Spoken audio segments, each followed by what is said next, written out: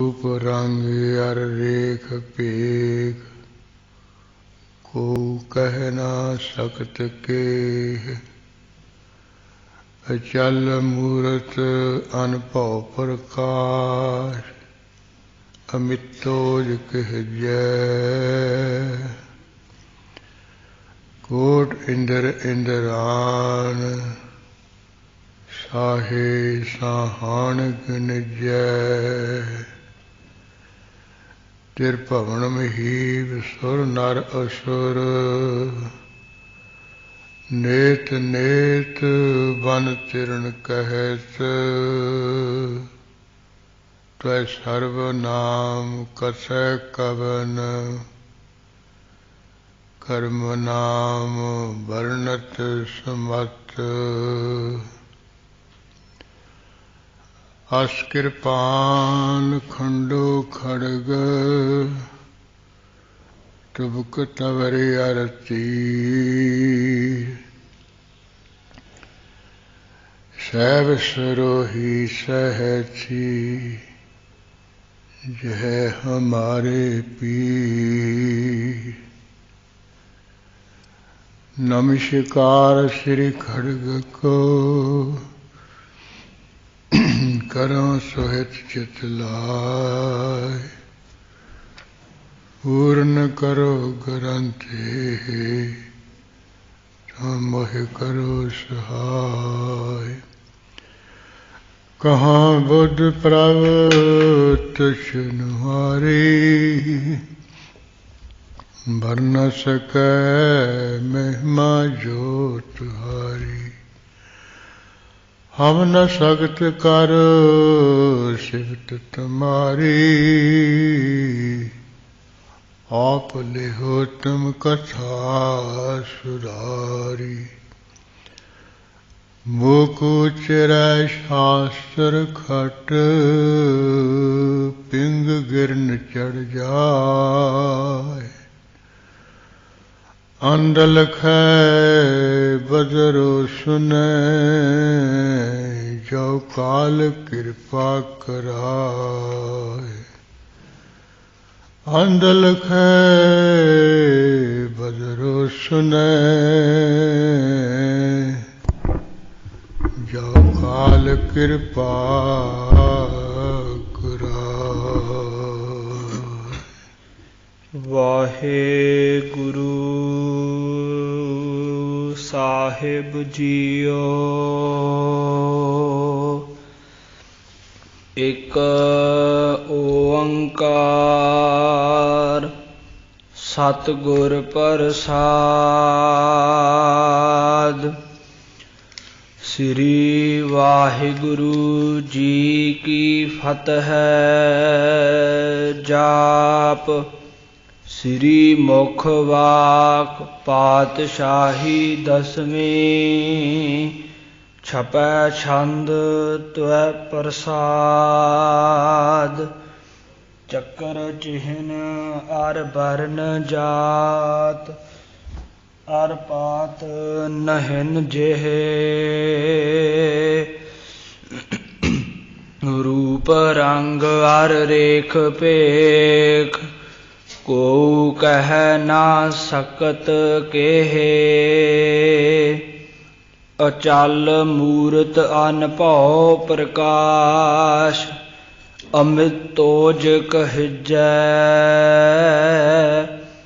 Coat Indra इंद्राण, Sah साहान गणिजै।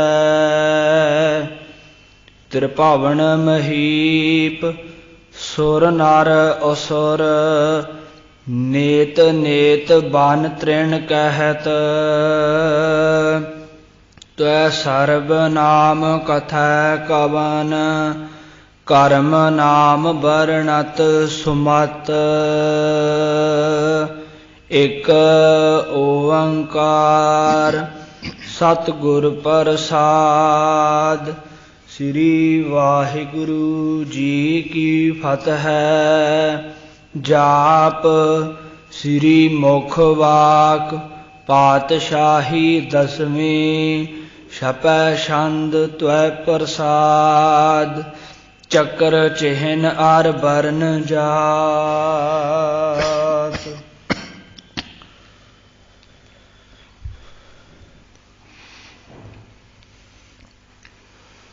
Waheguru ji ਕਾ ਖਾਲਸਾ, ਵਾਹਿਗੁਰੂ ਜੀ ਕੀ ਫਤਿਹ। ਪਰਮ ਸਤਿਕਾਰਯੋਗ ਗੁਰੂ ਖਾਲਸਾ ਸਾਧ ਸੰਗਤ ਜੀ, ਅੰਮ੍ਰਿਤ ਵੇਲੇ ਤੋਂ ਹੀ ਸ਼ਬਦ ਛਤਰ ਤਖਤ ਦੇ ਮਾਲਕ ਪ੍ਰਤੱਖ ਸਤਿਗੁਰੂ ਸ੍ਰੀ ਗੁਰੂ ਗ੍ਰੰਥ ਸਾਹਿਬ ਮਹਾਰਾਜ ਜੀ ਦੀ ਪਾਵਨ ਪਵਿੱਤਰ ਹਜ਼ੂਰੀ ਵਿਖੇ ਮਹਾਨੀ ਸੁੰਦਰ ਦੀਵਾਨ ਸਜ ਰਿਹਾ ਹੈ। ਗ੍ਰੰਥੀ ਸਾਹਿਬਾਨ ਰਾਹੀਂ ਗੁਰੂ ਮਹਾਰਾਜ ਦੀ ਅਰੁ ਸਤਿਕਾਰ ਸਹਿਤ ਪ੍ਰਕਾਸ਼ ਸੇਵਾ ਹੋਈ ਹੈ।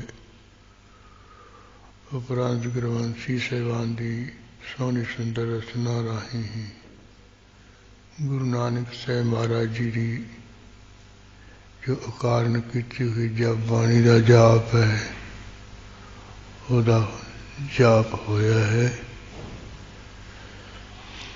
ਨਾਲ ਲਗਵੇਂ ਰਾਗੀ ਸਿੰਘਾਂ ਦੀ ਰਚਨਾ ਰਾਹੀਂ ਸ੍ਰੀ ਆਸਾ ਜੀ ਦੀ ਵਾਰ ਦੇ ਕੁਝ ਸ਼ਲੋਕਾਂ ਪੌੜੀਆਂ ਦਾ ਗੁਰੂ ਰਾਮਦਾਸ ਸਾਹਿਬ ਜੀ ਦੇ ਕੁਝ ਸ਼ਕਿਆਂ ਸਹਿਤ ਸਿੰਘੀ ਦੇ ਨਿਯਮਾਂ ਵਿੱਚ ਕੀਰਤਨ ਹੋਇਆ ਹੈ।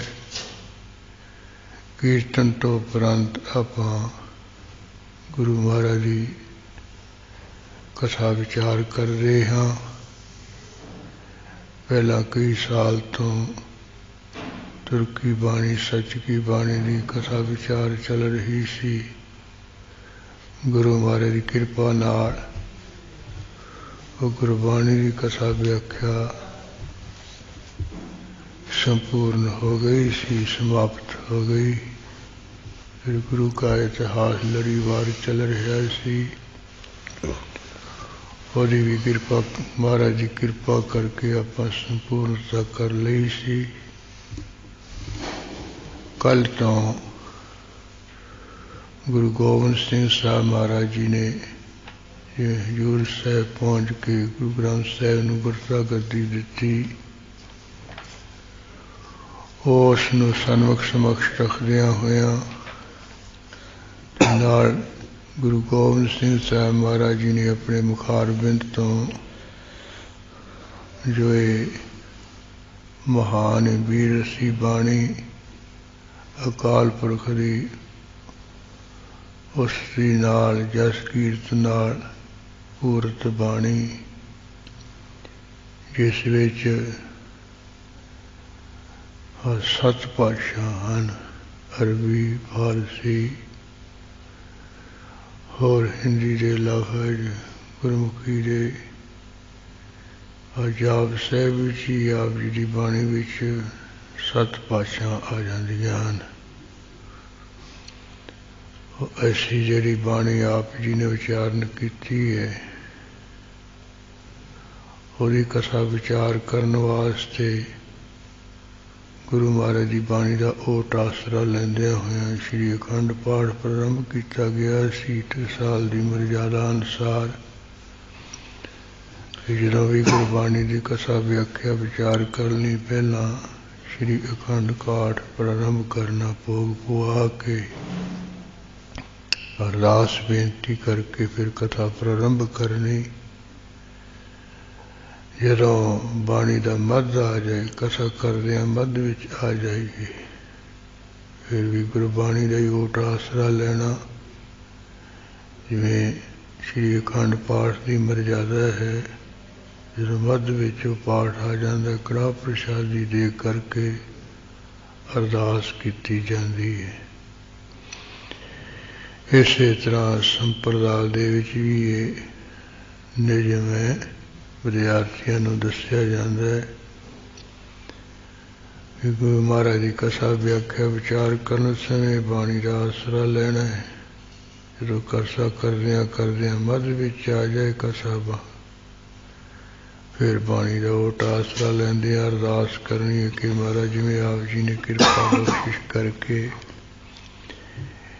ਇਹ ਮੱਧ ਵਿੱਚ ਕਥਾ ਵਿਆਖਿਆ ਵਿਚਾਰ ਪੂਰੀ ਕਰਵਾਈ ਹੈ, ਜਿਹੜਾ ਬਾਕੀ ਅੰਤਲਾ ਹਿੱਸਾ ਹੈ, ਅਗਲਾ ਭਾਗ ਹੈ, ਉਹਦੀ ਵੀ ਕਿਰਪਾ ਕਰਕੇ ਇਹ ਪਹਿਲੇ ਹਿੱਸੇ ਵਾਂਗ ਹੀ ਸੰਪੂਰਤਾ ਕਰਾਉਣੀ, ਮਿਹਰ ਬਖਸ਼ਿਸ਼ ਕਰਕੇ, ਰਹਿਮਤ ਕਰਕੇ। ਸੋ ਉਸ ਨੂੰ ਜਾਣਦਿਆਂ ਇਹ ਦੋਵੇਂ ਪ੍ਰਯੋਜਨਾਂ ਨੂੰ ਸਿੱਧ ਕਰਨ ਲਈ ਇੱਕ ਤਾਂ ਗੁਰੂ ਮਹਾਰਾਜ ਦਾ ਕਰਤਾ ਗੱਦੀ ਦਾ ਗੁਰਪੁਰਬ ਜਾਣ ਕੇ, ਦੂਸਰਾ ਕਥਾ ਪ੍ਰਾਰੰਭ ਕਰਨ ਵਾਸਤੇ ਕੱਲ੍ਹ ਆਪਾਂ ਭੋਗ ਪਾਇਆ। ਉਪਰੰਤ ਕੁਝ ਕੁ ਦਸਮ ਗ੍ਰੰਥ ਸਾਹਿਬ ਦੇ ਸੰਬੰਧ ਵਿੱਚ ਵਿਚਾਰਾਂ ਕੀਤੀਆਂ ਸੀ ਅਤੇ ਕੁਝ ਪਹਿਲਾਂ ਜੋ ਗੁਰੂ ਗੋਬਿੰਦ ਸਿੰਘ ਸਾਹਿਬ ਮਹਾਰਾਜ ਨੇ ਨੰਦੇੜ ਸ਼ਹਿਰ ਵਿਖੇ, ਅਬਚਲ ਨਗਰ ਵਿਖੇ ਖਾਲਸਾ ਪੰਥ ਪੰਜਾਂ ਪਿਆਰਿਆਂ ਨੂੰ ਸ੍ਰੀ ਗੁਰੂ ਗ੍ਰੰਥ ਸਾਹਿਬ ਮਹਾਰਾਜ ਦੀ ਹਜ਼ੂਰੀ ਵਿੱਚ ਤਾਬਿਆਂ ਵਿੱਚ ਖੜ੍ਹਿਆਂ ਕਰਕੇ ਗੁਰਤਾ ਗੱਦੀ ਦਾ ਤਨ ਤੇ ਕੰਮ ਜੁਗੋ ਜੁਗ ਅਟਲ ਸਤਿਗੁਰੂ ਥਾਪੇ, ਉਹ ਸਾਰੇ ਪ੍ਰਸੰਗ ਆਪਾਂ ਪੜ੍ਹੇ ਸੁਣੇ ਸਨ। ਇਸੇ ਤਰ੍ਹਾਂ ਜੋ ਇਹ ਇੱਕ ਓਂਕਾਰ ਸਤਿਗੁਰ ਪ੍ਰਸਾਦ, ਇਹ ਜੋ ਜਾਪ ਸਾਹਿਬ ਸਿਰਲੇਖ ਹੇਠ ਆਪ ਜੀ ਨੇ ਵਿਚਾਰਨੀ ਉਚਾਰਨ ਕੀਤੀ ਹੈ, ਉਹਦੇ ਮੁੱਢ ਦੇ ਵਿੱਚ ਇਹ ਵਸਤੂ ਨਿਰਦੇਸ਼ ਮੰਗਲ ਹੈ। ਕੁਝ ਵਿਚਾਰ ਆਪਾਂ ਉਸ ਮੰਗਲ ਦੀ ਕਰ ਲਈ ਸੀ। ਫਿਰ ਜੋ ਗੁਰੂ ਗੋਬਿੰਦ ਸਿੰਘ ਸਾਹਿਬ ਜੀ ਨੇ ਆਪਣੇ ਮੁਖਾਰਬਿੰਦ ਤੋਂ ਪਰਮੇਸ਼ਰ ਵਾਹਿਗੁਰੂ ਦੀ ਉਸ ਸਿਰ ਸਲਾਘਾ ਰੂਪ ਦੇ ਵਿੱਚ ਇਹ ਮੰਗਲ ਕੀਤਾ, ਸ਼੍ਰੀ ਵਾਹਿਗੁਰੂ ਜੀ ਕੀ ਫਤਿਹ, ਉਹਦੀ ਵੀ ਥੋੜ੍ਹੀ ਬਹੁਤੀ ਵਿਚਾਰ ਕਰ ਲਈ ਸੀ। ਇਸੇ ਤਰ੍ਹਾਂ ਜਿਹੜਾ ਕੋਈ ਜਾਪ ਜਪਜੀ ਸਾਹਿਬ ਵਿੱਚ ਜਪ ਆਇਆ ਹੈ, ਅਤੇ ਇੱਥੇ ਗੁਰੂ ਕਲਗੀਧਰ ਜੀ ਦੀ ਬਾਣੀ ਦੇ ਜਿਹੜੀ ਪ੍ਰਧਾਨ ਬਾਣੀ ਮੁੱਖ ਬਾਣੀ ਹੈ, ਉਹਦੇ ਵਿੱਚ ਜਾਪ ਲਫ਼ਜ਼ ਆਇਆ ਹੈ। ਉਹ ਅਰਥਾਂ ਵਿੱਚ ਥੋੜ੍ਹਾ ਥੋੜ੍ਹਾ ਜਿਹਾ ਭੇਦ ਹੈ। ਜਪ ਦਾ ਅਰਥ ਹੈ ਵੀ ਜਿਹੜਾ ਕੋਈ ਜਪਣ ਯੋਗ ਹੋਵੇ ਬਾਣੀ, ਅਤੇ ਜਾਪ ਦੇ ਅਰਥ ਹੈ ਵੀ ਜਿਸ ਬਾਣੀ ਨੂੰ ਲਗਾਤਾਰ ਜਪਿਆ ਜਾਏ, ਲਗਾਤਾਰ ਹੀ ਪੜ੍ਹਿਆ ਜਾਏ, ਵਿੱਚ ਨਾ ਕੋਈ ਗੱਲਬਾਤ ਕੀਤੀ ਜਾਏ।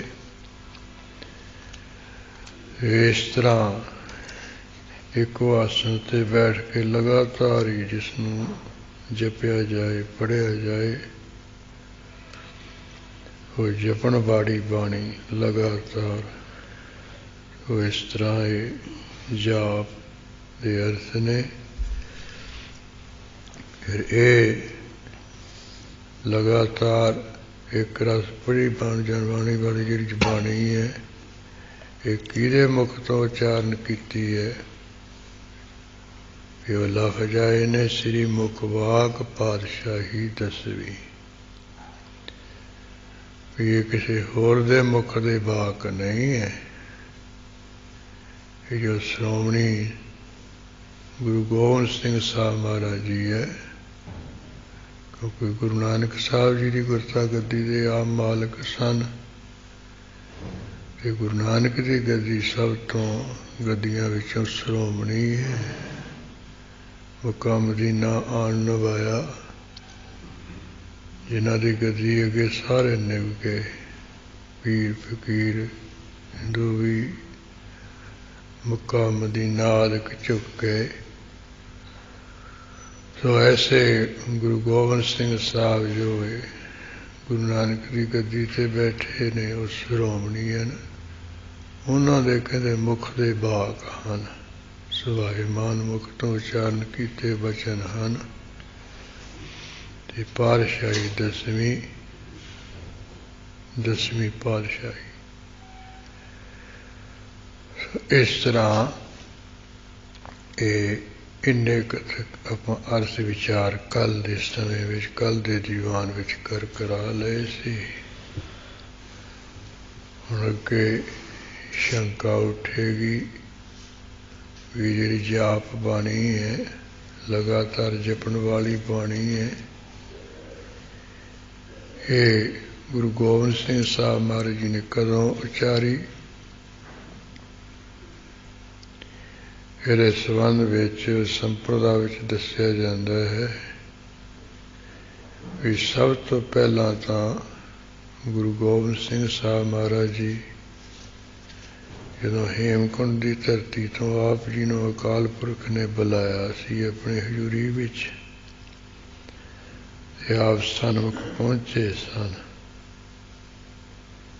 ਤੇ ਉਸ ਵੇਲੇ ਜਿਵੇਂ ਗੁਰੂ ਨਾਨਕ ਸਾਹਿਬ ਮਹਾਰਾਜ ਜੀ ਅਕਾਲ ਪੁਰਖ ਵਾਹਿਗੁਰੂ ਦੇ ਦਰਬਾਰ ਵਿੱਚ ਗਏ ਸੀ ਤੇ ਆਪਣੇ ਮੁਖਾਰਬਿੰਦ ਤੋਂ ਸੋ ਦਰ ਤੇਰਾ ਕੀਹਾ ਸੋ ਕਰ ਕੀਹਾ ਜਿਤਵੈ ਸਰਬ ਸੰਭਾਲੇ, ਬਾਜੇ ਤੇਰੇ ਨਾਦ ਅਨੇਕ ਅਸੰਖਾ, ਕੀਤੇ ਤੇਰੇ ਬਾਵਨ ਹਾਰੇ, ਕੀਤੇ ਤੇਰੇ ਰਾਗ ਪਰੀਸਨ ਕਹੀਆ, ਕੀਤੇ ਤੇਰੇ ਗਾਵਨ ਹਾਰੇ, ਗਾਵਨ ਤੁਧਨੋ ਪਵਨ ਪਾਣੀ ਬੈ ਸੰਤਰ, ਗਾਵੈ ਰਾਜਾ ਧਰਮ ਦੁਆਰੇ। ਇਸ ਤਰ੍ਹਾਂ ਇਹ ਮੁਖੋਂ ਉਚਾਰਨ ਕਰਕੇ ਵਾਹਿਗੁਰੂ ਨੂੰ ਮੱਥਾ ਟੇਕਿਆ ਸੀ, ਉਸ ਦੀ ਸਰੂਪ ਦੇ ਬਾਣੀ ਉਚਾਰਨ ਕੀਤੀ ਸੀ। ਇਸੇ ਤਰ੍ਹਾਂ ਦੂਜੀ ਵਾਰ ਇਹੀ ਜਿਹੜਾ ਸੋਦਰ ਸ਼ਬਦ ਹੈ ਵਾਹਿਗੁਰੂ ਦੇ ਸਨਮੁਖ ਉਚਾਰਿਆ ਸੀ। ਜਦੋਂ ਸਿੱਧਾਨਾਥਾਂ ਨੇ ਬੇਨਤੀ ਕੀਤੀ ਕਿ ਮਹਾਰਾਜ ਆਪ ਅਕਾਲ ਪੁਰਖ ਵਾਹਿਗੁਰੂ ਦੇ ਦਰਸ਼ਨ ਕਰਕੇ ਆਏ ਹੋ, ਉਹ ਵਾਹਿਗੁਰੂ ਦਾ ਦਰ ਕਰਕੇ ਆਇਆ ਹੈ। ਫਿਰ ਉਹ ਜਿਹੜੇ ਜਪਜੀ ਸਾਹਿਬ ਦੇ ਵਿੱਚ ਸੋਦਰ ਆਉਂਦਾ ਹੈ,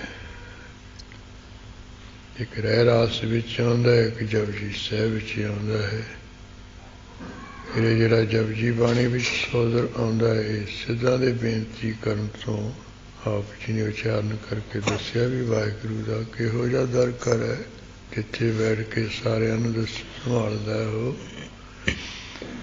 ਉਹ ਕਹਿਣ ਕਹਾਉਣ ਵਿੱਚ ਦੱਸਣ ਦਸਾਉਣ ਨਹੀਂ, ਉਹ ਤਾਂ ਦੇਖਣ ਯੋਗ ਹੀ ਹੈ, ਦਰਸ਼ਨ ਕਰਨ ਯੋਗ ਹੈ। ਫਿਰ ਵਾਹਿਗੁਰੂ ਪਰਮੇਸ਼ਰ ਤੇਰਾ ਦਰ ਕਰਕੇ ਹੋ ਜਾ ਕਿਵੇਂ ਕਹੀਏ। ਫਿਰ ਸਿੱਧਨਾਥ ਕਹਿਣ ਲੱਗੇ ਮਹਾਰਾਜ ਕੋਈ ਨਾ ਕੋਈ ਤਾਂ ਕਹੋ। ਤੇ ਆਪ ਜੀ ਕਿਹਾ ਕਿਤੇ ਗਾਵਨ ਤੁਨੋ ਪੌਣ ਪਾਣੀ ਬੈਸੰਤਰ, ਗਾਵਨ ਤੁਨੋ ਰਾਜਾ ਤੈਨੂੰ ਦੁਆਰੇ, ਗਾਵਨ ਤੁਨੋ ਚਿਤ ਗੋਤ ਲਿਖ ਜਾਣ, ਲਿਖ ਲੈ ਧਰਮ ਵਿਚਾਰੇ। ਇਹ ਤੈਨੂੰ ਸਾਰੇ ਗਾਉਂਦੇ ਨੇ। ਹੁਣ ਦੂਜੀ ਵਾਰ ਸਿੱਧਾਨਾਥਾਂ ਦੇ ਬੇਨਤੀ ਕਰਨ ਤੋਂ ਜਪਜੀ ਵਾਲਾ ਜਿਹੜਾ ਸੋਦਰ ਦੀ ਪੌੜੀ ਉਚਾਰਨ ਕੀਤੀ। ਜਿਸ ਵੇਲੇ ਆਪ ਜੀ ਸੁਲਤਾਨਪੁਰੇ ਵਿਖੇ ਆਪਣੀ ਭੈਣ ਨਾਨਕੀ ਦੇ ਕੋਲ ਗਏ ਸਨ, ਉਹਨਾਂ ਨੇ ਕਿਹਾ ਕਿ ਮਹਾਰਾਜ ਮੈਂ ਸੁਣਿਆ ਤੁਸੀਂ ਅਕਾਲ ਪੁਰਖ ਵਾਹਿਗੁਰੂ ਅੰਤਰਜਾਮੀ ਦੇ ਸਨਮੁਖ ਗਏ ਸੀ, ਵੇਈ ਨਦੀ ਚੁਭੀ ਦੁਆਰਾ ਮਾਰ ਕੇ ਤੇ ਵਾਹਿਗੁਰੂ ਦੇ ਦਰਸ਼ਨ ਦੀਦਾਰ ਕਰਨੇ। ਵਾਹਿਗੁਰੂ ਦਾ ਦਰ ਕਰਕੇ ਹੋ ਜਾ ਹੈ। ਉਹ ਆਸਾ ਰਾਗ ਦੇ ਵਿੱਚ ਇੱਕ ਇਹ ਸੋਦਰ ਸਰਲੇਖ ਬਾਣੀ ਆਉਂਦੀ ਹੈ, ਉਹ ਆਪਣੀ ਭੈਣ ਦੇ ਪਰਸਾਏ ਫਿਰ ਉਚਾਰਨ ਕਰਕੇ ਦੱਸਿਆ। ਇਹੋ ਜਾਣੀ ਜਿਹੜੀ ਇਹ ਸੋਦਰ ਸਰਲੇਖ ਬਾਣੀ ਹੈ, ਰਹਿ ਰਾਸ ਵਿੱਚ ਆਉਂਦੀ ਹੈ, ਜਪਜੀ ਸਾਹਿਬ ਵਿੱਚ ਆਉਂਦੀ ਅਤੇ ਆਸਾ ਰਾਗ ਵਿੱਚ ਆਉਂਦੀ। ਉਹਦਾ ਇਹ ਉਥਾਨਕ ਹੈ ਵੀ ਇਹ ਤਿੰਨ ਸਾਮਾਰਾਂ ਨੇ ਉਚਾਰਨ ਕੀਤੀ ਹੈ। ਇਸੇ ਤਰ੍ਹਾਂ ਜਿਹੜਾ ਜਾਪ ਸਾਹਿਬ ਹੈ, ਇਹਦੇ ਵੀ ਦੋ ਤਰ੍ਹਾਂ ਦੀ ਉਥਾਨਕ ਹੈ।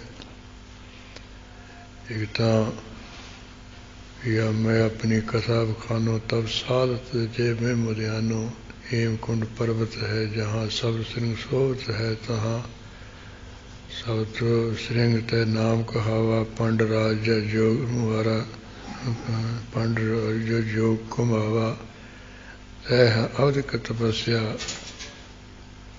राधि महाकाल काल का आराधी। ਉੱਥੇ ਬੜੀ ਸਾਧਨਾ ਕੀਤੀ। ਕਾਲ ਦਾ ਜੀ ਮਹਾਕਾਲ ਕਰਨ ਵਾਲਾ ਪਰਮੇਸ਼ਰ, ਉਹਦਾ ਮੈਂ ਆਰਾਧਨ ਕਰਨ ਵਾਲਾ, ਉਹਦੀ ਆਰਾਧਨਾ ਕੀਤੀ। ਇਸ ਤਰ੍ਹਾਂ ਅਕਾਲ ਵਾਹਿਗੁਰੂ ਨੇ ਸਾਨੂੰ ਉੱਥੋਂ ਬੁਲਾਇਆ ਤੇ ਫਿਰ ਸਾਨੂੰ ਇਸ ਸੰਸਾਰ ਦੇ ਵਿੱਚ ਜਾਣ ਲਈ ਕਿਹਾ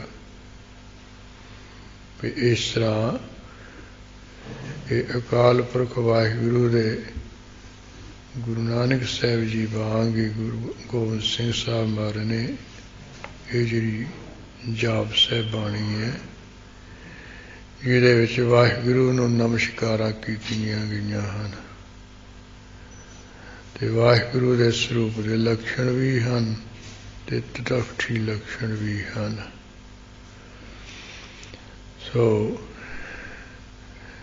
ਸਮਝ ਲਓ ਵੀ ਇਹ ਜਿਵੇਂ ਉਹ ਵਿਸ਼ਨੂੰ ਦਾ ਸਹੰਸਰ ਨਾਮ ਹੈ, ਹਜ਼ਾਰਾਂ ਨਾਮ ਨੇ, ਤੇ ਇਹਦੇ ਵਿੱਚ ਵੀ ਗੁਰੂ ਗੋਬਿੰਦ ਸਿੰਘ ਸਾਹਿਬ ਮਹਾਰਾਜ ਨੇ ਅਕਾਲ ਪੁਰਖ ਦੇ ਹਜ਼ਾਰਾਂ ਨਾਮ ਕਹਿ ਕੇ ਤੇ ਨਮਸਕਾਰਾਂ ਕੀਤੀਆਂ ਹਨ। ਨਮਸਤੁ ਅਕਾਲੇ, ਨਮਸਤੁ ਕਿਰਪਾਲੇ, ਨਮਸਤੁ ਅਰੂਪੇ, ਨਮਸਤੁ ਅਨੂਪੇ। ਇਉਂ ਵਾਹਿਗੁਰੂ ਦੇ ਸਾਹਮਣੇ ਖੜਿਆ ਹੋ ਕੇ ਪਹਿਲੀ ਵਾਰ ਇਹ ਜਾਪ ਸਾਹਿਬ ਉਚਾਰਨ ਕਰਕੇ ਮਹਿਮਾ ਕੀਤੀ, ਵਡਿਆਈ ਕੀਤੀ। ਦੂਜੀ ਵਾਰ ਕਦੋਂ ਉਚਾਰਿਆ ਆਪ ਜੀ ਨੇ, ਇਹਦੀ ਅਸਾਨਕਾ ਇਸ ਤਰ੍ਹਾਂ ਸੰਪਰਦਾ ਵਿੱਚ ਵਿਦਿਆਰਥੀਆਂ ਨੂੰ ਦੱਸੀ ਜਾਂਦੀ ਹੈ ਵੀ ਇੱਕ ਵਾਰੀ ਗੁਰੂ ਗੋਬਿੰਦ ਸਿੰਘ ਸਾਹਿਬ ਮਹਾਰਾਜ ਜੀ ਸ੍ਰੀ ਅਨੰਦਪੁਰ ਸਾਹਿਬ ਵਿਖੇ ਗੁਰੂ ਨਾਨਕ ਸਾਹਿਬ ਜੀ ਦਾ ਜੋ ਗੁਰਤਾ ਗੱਦੀ ਦਾ ਤਖਤ ਹੈ, ਸਿੰਘਾਸਨ ਉੱਤੇ ਤੇ ਸਜ ਰਹੇ ਸਨ, ਵੀਰ ਆਸਣ ਆਪ ਲਾਈ ਬੈਠੇ ਸਨ। ਵੀਰ ਆਸਣ ਹੁੰਦਾ ਜਿਹੜਾ ਸੱਜਾ ਗੋਡਾ ਹੈ ਉਹ ਖੜਾ ਰੱਖਣਾ, ਜਿਹੜਾ ਖੱਬਾ ਗੋਡਾ ਹੈ ਉਹ ਹੇਠਾਂ ਧਰਤੀ ਤੇ ਨਵਾ ਕੇ ਰੱਖਣਾ। ਇਹ ਗੁਰੂ ਗੋਬਿੰਦ ਸਿੰਘ ਸਾਹਿਬ ਮਹਾਰਾਜ ਜੀ ਸੱਜਾ ਗੋਡਾ ਖੜਾ ਰੱਖਦੇ ਸਨ ਤੇ ਖੱਬਾ ਨਵਾਉਂਦੇ ਸਨ। ਇਸ ਤਰ੍ਹਾਂ ਵੀਰ ਆਸਣ ਲਾਉਂਦੇ ਸਨ। ਉਹ ਜਿਹੜੇ ਕੋਈ ਬਾਕੀ ਆ ਫੌਜੀ ਜੇ ਹੈ ਇਹ ਉਲਟਾ ਲਾਉਂਦੇ ਨੇ, ਇਹ ਖੱਬਾ ਗੋਡਾ ਖੜਾ ਰੱਖਦੇ ਨੇ ਤੇ ਸੱਜਾ ਨਿਭਾਉਂਦੇ ਨੇ। ਤੇ ਜੇ ਕੋਈ ਕਹੇ ਵੀ ਇਹ ਭਲਾ ਕਿਵੇਂ ਹੈ, ਤੁਸੀਂ ਗੁਰੂ ਗੋਬਿੰਦ ਸਿੰਘ ਸਾਹਿਬ ਮਹਾਰਾਜ ਦੀ ਜਿਹੜੀ ਆ ਹਜ਼ੂਰ ਸਾਹਿਬ ਵਾਲੇ ਉਹ ਫੋਟੋ ਤੇ ਹੈਗੀ ਹੈ, ਜਿਹਨੂੰ ਮੰਨਦੇ ਆ ਵੀ ਇਹ ਕਾਫੀ ਮਹਾਰਾਜ ਦੇ ਸਰੂਪ ਦੇ ਨੇੜੇ ਟੁੱਟੀ ਹੈ, ਵੀ ਇਹ ਇਸ ਤਰ੍ਹਾਂ ਮਹਾਰਾਜ ਦਾ ਸਰੂਪ ਸੀ, ਇਸ ਤਰ੍ਹਾਂ ਦਾ ਚਿਹਰਾ ਸੀ, ਉਹਦਾ ਤੁਸੀਂ ਉਹ ਆਸਣ ਦੇਖ ਸਕਦੇ ਹੋ। ਵੀਰ ਆਸਣ ਇਸੇ ਤਰ੍ਹਾਂ ਹੀ ਹੈ, ਸੱਜਾ ਗੋਡਾ ਪ੍ਰਤੱਖ ਦਿਸ ਰਿਹਾ, ਖੱਬਾ ਨਿਵਿਆ ਦਿਸ ਰਿਹਾ ਹੈ।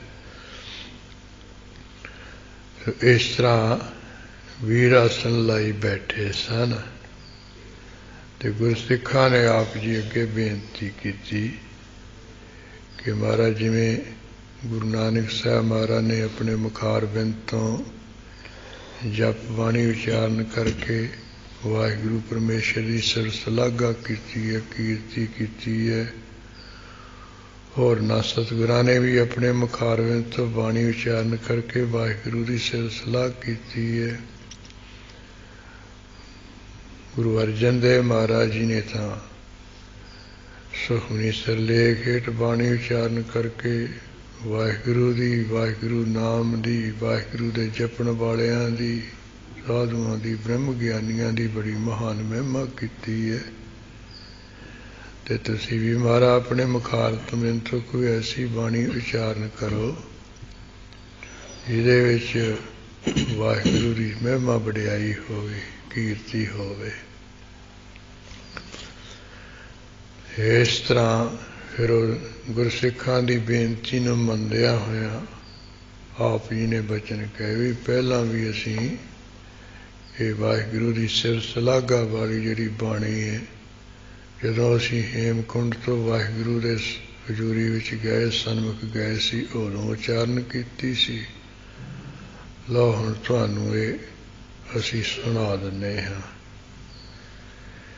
ਫਿਰ ਆਪ ਜੀ ਨੇ ਦੂਜੀ ਵਾਰ ਕੋਈ ਸਿੱਖਾਂ ਦੇ ਬੇਨਤੀ ਕਰਨ ਤੋਂ ਅਨੰਦਪੁਰ ਸਾਹਿਬ ਦੇ ਵੀ ਗੁਰਤਾ ਗੱਦੀ ਦੇ ਤਖਤ ਉੱਪਰ ਬੈਠਿਆਂ ਹੋਇਆਂ ਇਹ ਜੋ ਜਾਪ ਸਾਹਿਬ ਸਿਰਲੇਖ ਹੇਠ ਬਾਣੀ ਹੈ ਆਪਣੇ ਮੁਖਾਰਬਿੰਦ ਤੋਂ ਉਚਾਰਨ ਕਰਕੇ ਸਿੰਘਾਂ ਨੂੰ ਸੁਣਾਈ ਤੇ ਨਾਲ ਹੀ ਲਿਖਾਈ। ਇਸੇ ਤਰ੍ਹਾਂ ਜਦੋਂ ਆਪ ਜੀ ਨੇ ਫਿਰ ਖਾਲਸੇ ਪੰਥ ਦਾ ਸਿਰਜਣਾ ਕੀਤੀ, 5 ਸੀਸ ਲੈ ਕੇ, ਤੇ ਇਸ ਤਰ੍ਹਾਂ ਫਿਰ ਖੰਡੇ ਬਾਟੇ ਦਾ ਅੰਮ੍ਰਿਤ ਤਿਆਰ ਕੀਤਾ। ਤੇ ਉਸ ਅੰਮ੍ਰਿਤ ਤਿਆਰ ਕਰਨ ਵਾਸਤੇ ਵੀ ਆਪ ਜੀ ਨੇ ਸਭ ਤੋਂ ਪਹਿਲਾਂ ਗੁਰੂ ਨਾਨਕ ਸਾਹਿਬ ਜੀ ਜਪਬਾਣੀ ਦਾ ਜਾਪ ਪਾਠ ਕੀਤਾ। ਤੇ ਦੂਸਰੇ ਨੰਬਰ 'ਤੇ ਜੋ ਆਪ ਜੀ ਨੇ ਅਕਾਲ ਪੁਰਖ ਵਾਹਿਗੁਰੂ ਦੇ ਸਨਮੁਖ ਖੜ੍ਹਿਆਂ ਹੋ ਕੇ ਇਹ ਨਮਸਕਾਰ ਰੂਪ ਬਾਣੀ ਉਚਾਰਨ ਕੀਤੀ, ਉਹ ਸਤੀ ਰੂਪ ਉਚਾਰਨ ਕੀਤੀ ਸੀ, ਇਹਦਾ ਪਾਠ ਕੀਤਾ। ਇਸੇ ਤਰ੍ਹਾਂ ਜੋ ਸੁਦਾ ਸਵਈਏ ਆਉਂਦੇ ਹਨ, ਅੰਮ੍ਰਿਤ ਰੂਪ ਸਵਈਏ, ਅੰਮ੍ਰਿਤ ਵਿੱਚ ਪੜ੍ਹੇ ਗਏ ਆ ਨਾ ਇਹ, ਇਸ ਕਰਕੇ ਇਹਨਾਂ ਨੂੰ ਸੁਦਾ ਸਵਈਏ ਵੀ ਕਹਿੰਦੇ ਹਨ। ਵੀ ਉਹ ਆਪ ਜੀ ਨੇ ਉਹ ਪੜ੍ਹਨਾ ਕੀਤੇ। ਫਿਰ ਜਿਹੜੀ ਰੱਖਿਆ ਵਾਲੀ, ਬੇਨਤੀਆਂ ਕਰਨ ਵਾਲੀ ਉਹ ਚੌਪੀ ਹੈ, ਉਹਦਾ ਪਾਠ ਕੀਤਾ। ਫਿਰ ਇਸੇ ਤਰ੍ਹਾਂ ਜੀਵਨ ਮੁਕਤੀ ਦਾ ਜਿਹੜਾ ਆਨੰਦ ਹੈ, ਮੰਨਣ ਵਾਸਤੇ, ਬਖਸ਼ਣ ਵਾਸਤੇ ਆਪ ਜੀ ਨੇ ਸ੍ਰੀ ਆਨੰਦ ਸਾਹਿਬ ਜੀ ਦੇ ਬਾਣੀ ਦਾ ਪਾਠ ਕੀਤਾ। ਉਹ ਖੰਡੇ ਬਾਟੇ ਦਾ ਅੰਮ੍ਰਿਤ ਤਿਆਰ ਕਰਕੇ ਤੇ ਪੰਜਾਂ ਨੂੰ ਉਹ ਸੀਸ ਵਿੱਚ ਪਾ ਕੇ, ਅੱਖਾਂ ਵਿੱਚ ਪਾ ਕੇ, ਪੰਚੁਲੇ ਪਾ ਕੇ ਸਰਜੀਤ ਕੀਤਾ ਸੀ। ਮਿਰਤਕ ਉਪਾਇਓ ਤਨ ਸਾਸਾ ਵਿਛਰ ਧਿਆਨ ਮਿਲਾਇਆ, ਸਤਿਗੁਰ ਮੇਰਾ ਮਾਰ ਜੀ ਵਾਲਾ। ਇਸ ਤਰ੍ਹਾਂ ਆਪ ਜੀ ਨੇ ਯਾਨੀ ਦੂਜੀ ਵਾਰ ਜਿਹੜੀ ਬਾਣੀ ਹੈ ਉਹ ਅੰਮ੍ਰਿਤ ਵਿੱਚ ਪੜ੍ਹ ਕੇ ਇਹਨੂੰ ਗੁਰਸਿੱਖਾਂ ਵਿੱਚ ਪ੍ਰਚਾਰਿਆ। ਨਾਲ ਕਿਹਾ, ਖਾਲਸਾ ਜੀ ਜਿਸ 5 ਬਾਣੀਆਂ ਦਾ ਅਸੀਂ ਪਾਠ ਕਰਕੇ ਅੰਮ੍ਰਿਤ ਤਿਆਰ ਕੀਤਾ, ਇਹਦਾ 5 ਬਾਣੀਆਂ ਦਾ ਤੁਸੀਂ ਅੰਮ੍ਰਿਤ ਵੇਲੇ ਨਿਤਨੇਮ ਕਰਨਾ ਹੈ। ਜਪਜੀ ਸਾਹਿਬ, ਜਾਪ ਸਾਹਿਬ, ਸੁਦਾ ਸਵਈਏ, ਬੇਨਤੀ ਚੌਪਈ, ਤੇ ਇਸੇ ਤਰ੍ਹਾਂ ਸ੍ਰੀ ਆਨੰਦ ਸਾਹਿਬ। ਤੇ ਇਸੇ ਤਰ੍ਹਾਂ ਰਹਿਤ ਮਰਜ਼ਾਦਾ ਦੱਸਦਿਆਂ ਹੋਇਆਂ ਵੀ ਸ਼ਾਮ ਨੂੰ ਰਹਿਰਾਸ ਪੜ੍ਹਨੀ ਹੈ ਤੇ ਬਰਾਜਨ ਸਮੇਂ ਸਵੇਲੇ ਦਾ ਪਾਠ ਕਰਨਾ ਹੈ। ਇਸ ਤਰ੍ਹਾਂ ਜਾਣੀ ਪਹਿਲਾਂ ਆਪ ਜੀ ਨੇ ਸਿੱਖਾਂ ਦੇ ਬੇਨਤੀ ਕਰਨ ਤੋਂ ਜਾਪ ਸਾਹਿਬ ਬਾਣੀ ਉਚਾਰਨ ਕੀਤੀ ਤੇ ਲਿਖਵਾਈ, ਤੇ ਫਿਰ ਉਹਨੂੰ ਅੰਮ੍ਰਿਤ ਸੰਚਾਰ ਵੇਲੇ ਪੜ੍ਹਿਆ ਤੇ ਨਿਤਨੇਮ ਕਰਨ ਦੀ ਸਿੰਘਾਂ ਨੂੰ ਆਗਿਆ ਕੀਤੀ। ਇਸੇ ਤਰ੍ਹਾਂ ਵੀ ਇਹ ਜਾਪ ਸਾਹਿਬ ਦੇ ਅਰਥ ਜਿਹੜੇ ਹੈ ਉਹ ਕਿਸ ਵੇਲੇ ਕਿਸ ਸਮੇਂ ਮਹਾਰਾਜ ਨੇ ਸੁਣਾਏ। ਇਹਦੇ ਜਾਪ ਸਾਹਿਬ ਅਰਥਾਂ ਦੇ ਸੁਣਾਉਣ ਦਾ ਕਾਰਨ ਸਬਬ ਕੀ ਬਣਿਆ, ਇਹਦੀ ਵੀ ਯਥਾਨਿਕਾ ਹੈ। ਵੀ ਖੰਡੇ ਬਾਟੇ ਦਾ ਜੋ ਅੰਮ੍ਰਿਤ ਤਿਆਰ ਕਰਕੇ ਛਕਾਇਆ, ਖਾਲਸਾ ਪੰਥ ਦੀ ਸਿਰਜਣਾ ਹੋ ਗਈ। ਇੱਕ ਦਿਨ ਗੁਰੂ ਮਹਾਰਾਜ ਗੁਰਤਾ ਗੱਦੀ ਦੇ ਤਖਤ ਉੱਪਰ ਬੈਠੇ ਸਨ। ਇੱਕ ਤਾਂ ਜਿਹੜੇ 5 ਪਿਆਰੇ ਹੈ, ਭਾਈ ਦਇਆ ਸਿੰਘ ਜੀ ਜੋ ਲਾਹੌਰ ਦੇ ਵਾਸੀ ਸਨ, ਭਾਈ ਧਰਮ ਸਿੰਘ ਜੀ ਜੋ ਦਿੱਲੀ ਤੋਂ ਆਏ ਸਨ, ਸੀਸ ਦੇ ਕੇ ਖੰਡੇ ਬਾਟੇ ਦਾ ਅੰਮ੍ਰਿਤ ਛਕਿਆ, ਤੇ ਜਗਨਨਾਥ ਤੋਂ ਆਏ ਸੀ ਹਿੰਮਤ ਸਿੰਘ ਜੀ, ਤੇ ਮੋਹਕਮ ਸਿੰਘ ਜੀ ਆਏ ਸੀ ਦੁਆਰਕਾਪੁਰੀ ਤੋਂ, ਤੇ ਭਾਈ ਸਾਹਿਬ ਸਿੰਘ ਜੀ ਆਏ ਸਨ ਬਿਦਰਪੁਰੀ ਤੋਂ। ਇਹ ਜਿਹੜੇ 5 ਪਿਆਰੇ ਇਹਨਾਂ ਦੇ ਨਾਲ ਹੀ 6ਵੇਂ ਸਨ ਪਿਰਥੀ ਸਿੰਘ ਜੀ, 7ਵੇਂ ਸਨ ਗੁਰਬਖਸ਼ ਸਿੰਘ, ਜਿਨ੍ਹਾਂ ਦਾ ਅਕਾਲ ਤਖਤ ਦੇ ਬੈਕ ਸਾਈਡ ਪਿੱਠ ਪਿੱਛੇ ਹੁਣ ਵੀ ਬੁੰਗਾ ਬਣਿਆ ਸ਼ਹੀਦ ਅਸਥਾਨ ਬਣਿਆ ਹੋਇਆ ਹੈ। ਸੋ ਇਸ ਤਰ੍ਹਾਂ ਇਹ 7ਵੇਂ ਸਨ ਗੁਰਬਖਸ਼ ਸਿੰਘ ਜੀ, ਬੇਨਤੀ ਕਰਨ ਵਾਲੇ 8ਵੇਂ ਸਿੰਘ ਸਨ ਭਾਈ ਮਾਨ ਸਿੰਘ, 9ਵੇਂ ਸਨ ਭਾਈ ਜੀਵਨ ਸਿੰਘ, 10ਵੇਂ ਸਿੰਘ ਸਨ ਭਾਈ ਨਿਹਾਲ ਸਿੰਘ, 11ਵੇਂ ਸਿੰਘ ਸਨ ਭਾਈ ਬੁੱਧ ਸਿੰਘ, 12ਵੇਂ ਸਿੰਘ ਸਨ ਭਾਈ ਮੋਹਰ ਸਿੰਘ। ਇਹ 12 ਸਿੰਘਾਂ ਨੇ ਆਪ ਜੀ ਅੱਗੇ ਬੇਨਤੀ ਕੀਤੀ ਸੀ, ਮਹਾਰਾਜ ਜੋ ਆਪ ਜੀ ਨੇ ਅਕਾਲ ਪੁਰਖ ਵਾਹਿਗੁਰੂ ਦੇ ਸਨਮੁਖ ਜਾਪ ਬਾਣੀ ਉਚਾਰਨ ਕੀਤੀ ਹੈ, ਕਿਰਪਾ ਕਰਕੇ ਮਹਾਰਾਜ ਦੇ ਅਰਥ ਕਰਕੇ ਸੁਣਾਓ। ਫਿਰ ਇਹ 12 ਸਿੰਘਾਂ ਦੀ ਬੇਨਤੀ ਨੂੰ ਮੰਨਦਿਆਂ ਹੋਇਆਂ ਗੁਰੂ ਗੋਬਿੰਦ ਸਿੰਘ ਸਾਹਿਬ ਮਹਾਰਾਜ ਨੇ ਪਹਿਲੀ ਵਾਰ ਇਹ ਜਾਪ ਸਾਹਿਬ ਬਾਣੀ ਦੇ ਅਰਥ ਕਰਕੇ ਇੱਥੇ ਸੁਣਾਏ ਸਨ। ਇਹ ਇਸ ਤਰ੍ਹਾਂ ਵਿਦਿਆਰਥੀਆਂ ਨੂੰ ਜਿਹੜੇ ਕੋਈ ਸੰਪਰਦਾ ਵਿੱਚ ਪੜ੍ਹਦੇ ਹੈ ਵੀ ਇਹ ਗੁਰੂ ਗੋਬਿੰਦ ਸਿੰਘ ਸਾਹਿਬ ਨੇ ਕਿੱਥੇ ਇਹਦੇ ਅਰਥ ਕਰਕੇ ਸੁਣਾਏ, ਕੋਈ ਪੁੱਛ ਲਏ ਕਿੱਥੇ ਜਾਪ ਸਾਹਿਬ ਬਾਣੀ ਉਚਾਰਨ ਕੀਤੀ, ਕਦੋਂ ਉਚਾਰਨ ਕੀਤੀ, ਇਹ ਸ਼ੰਕਾ ਕਰੇ ਤੇ ਉਹ ਦੱਸਿਆ ਜਾਂਦਾ ਵੀ ਇਉਂ ਤੁਸੀਂ ਅੱਗੇ ਦੱਸ ਦੇਣਾ। ਉਹ ਜੋ ਦਾਸ ਨੇ ਜਿਵੇਂ ਸੰਪਰਦਾ ਵਿੱਚੋਂ ਇਹ ਕੁਝ ਅਕਸ਼ਰ ਪੜ੍ਹੇ ਆ, ਦੱਸਿਆ ਗਿਆ ਵਿਦਿਆਰਥੀ ਰੂਪੀ ਦਾਸ ਨੂੰ, ਉਹੀ ਇਹ ਬਿਆਨ ਅੱਗੇ ਕਰੀ ਜਾ ਰਿਹਾ ਸੰਗਤਾਂ ਵਿੱਚ। ਆਪਣੇ ਕੋਲੋਂ ਮੇਰਾ ਕੁਝ ਵੀ ਹੈ ਨਹੀਂ। ਸੋ ਇਸੇ ਤਰ੍ਹਾਂ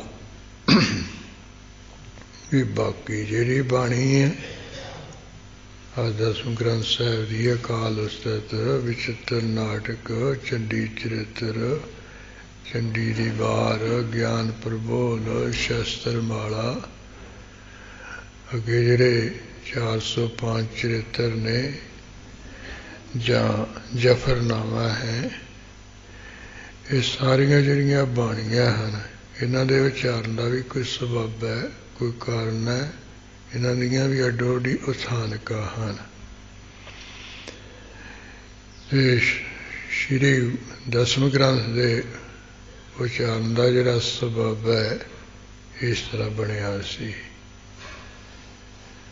ਸ਼੍ਰੀ ਅਨੰਦਪੁਰ ਸਾਹਿਬ ਵਿਖੇ ਗੁਰੂ ਗੋਬਿੰਦ ਸਿੰਘ ਸਾਹਿਬ ਮਹਾਰਾਜ ਗੁਰਤਾ ਗੱਦੀ ਦੇ ਤਖਤ ਉੱਪਰ ਬੈਠੇ ਸਨ ਤੇ ਇੱਕ ਚੰਦਨ ਰਾਏ ਕਵੀ, ਜੋ ਆਪਣੇ ਆਪ ਨੂੰ ਬੜਾ ਮਹਾਨ ਕਵੀ, ਬੜਾ ਚੰਗਾ ਅਕਲ ਬੁੱਧੀ ਵਾਲਾ ਕਵੀ ਸਮਝਦਾ ਸੀ, ਜਿਹਨੂੰ ਆਪਣੀ ਕਵਿਤਾ ਦਾ ਵੀ ਮਾਣਾ ਮਾਣ ਸੀ, ਇੱਕ ਸਵਈਆ ਜਿਹਾ ਇਹ ਦ੍ਰਿਸ਼ਟਕੂੜ ਵਾਲਾ ਰਚ ਕੇ ਗੁਰੂ ਮਹਾਰਾਜ ਦੀ ਹਜ਼ੂਰੀ ਵਿੱਚ ਆਇਆ ਸੀ ਤੇ ਮਾਣ ਨਾਲ ਇਹਨੇ ਕਿਹਾ ਸੀ, ਮਹਾਰਾਜ ਭਾਵੇਂ ਆਪ ਜੀ ਦੀ ਹਜ਼ੂਰੀ ਵਿੱਚ ਮਹਾਨ 52 ਕਵੀ ਹੈ, ਸਿਆਣੇ ਹੈ, ਪਰ ਜਿਹੋ ਜਿਹੀ ਕਵਿਤਾ ਮੈਂ ਰਚ ਲੈਂਦਾ ਹਾਂ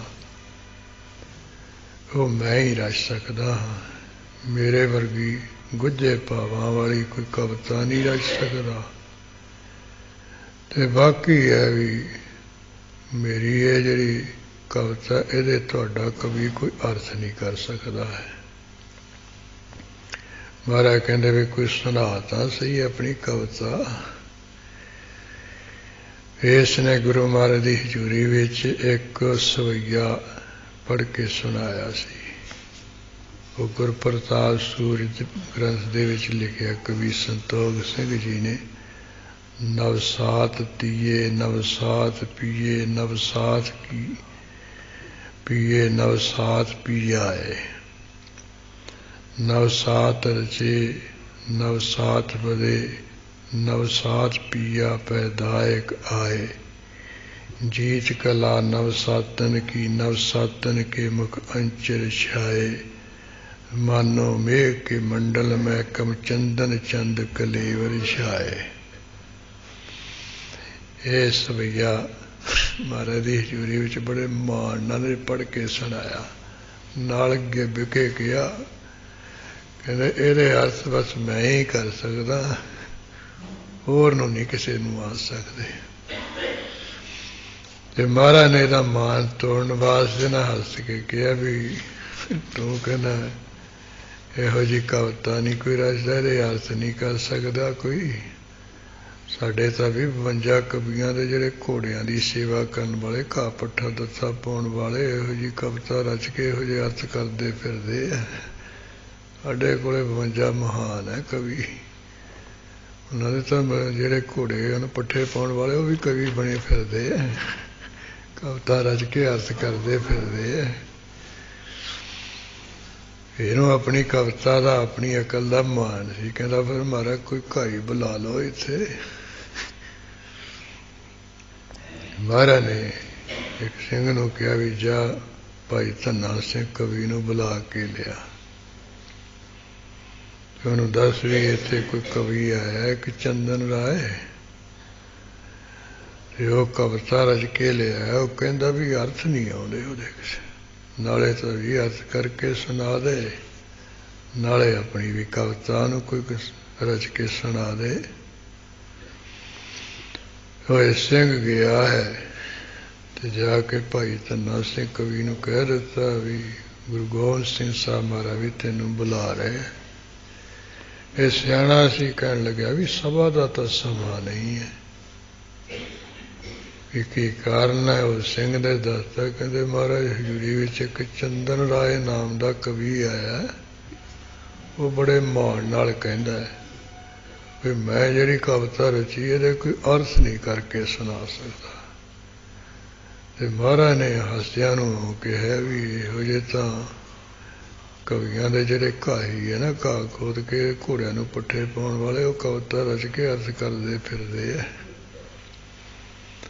ਇਸ ਕਰਕੇ ਮਹਾਰਾਜ ਨੇ ਤੇਥੋਂ ਅਰਥ ਕਰਾਉਣੇ ਉਹਦੇ ਸਵੀਕੇ ਦੇ।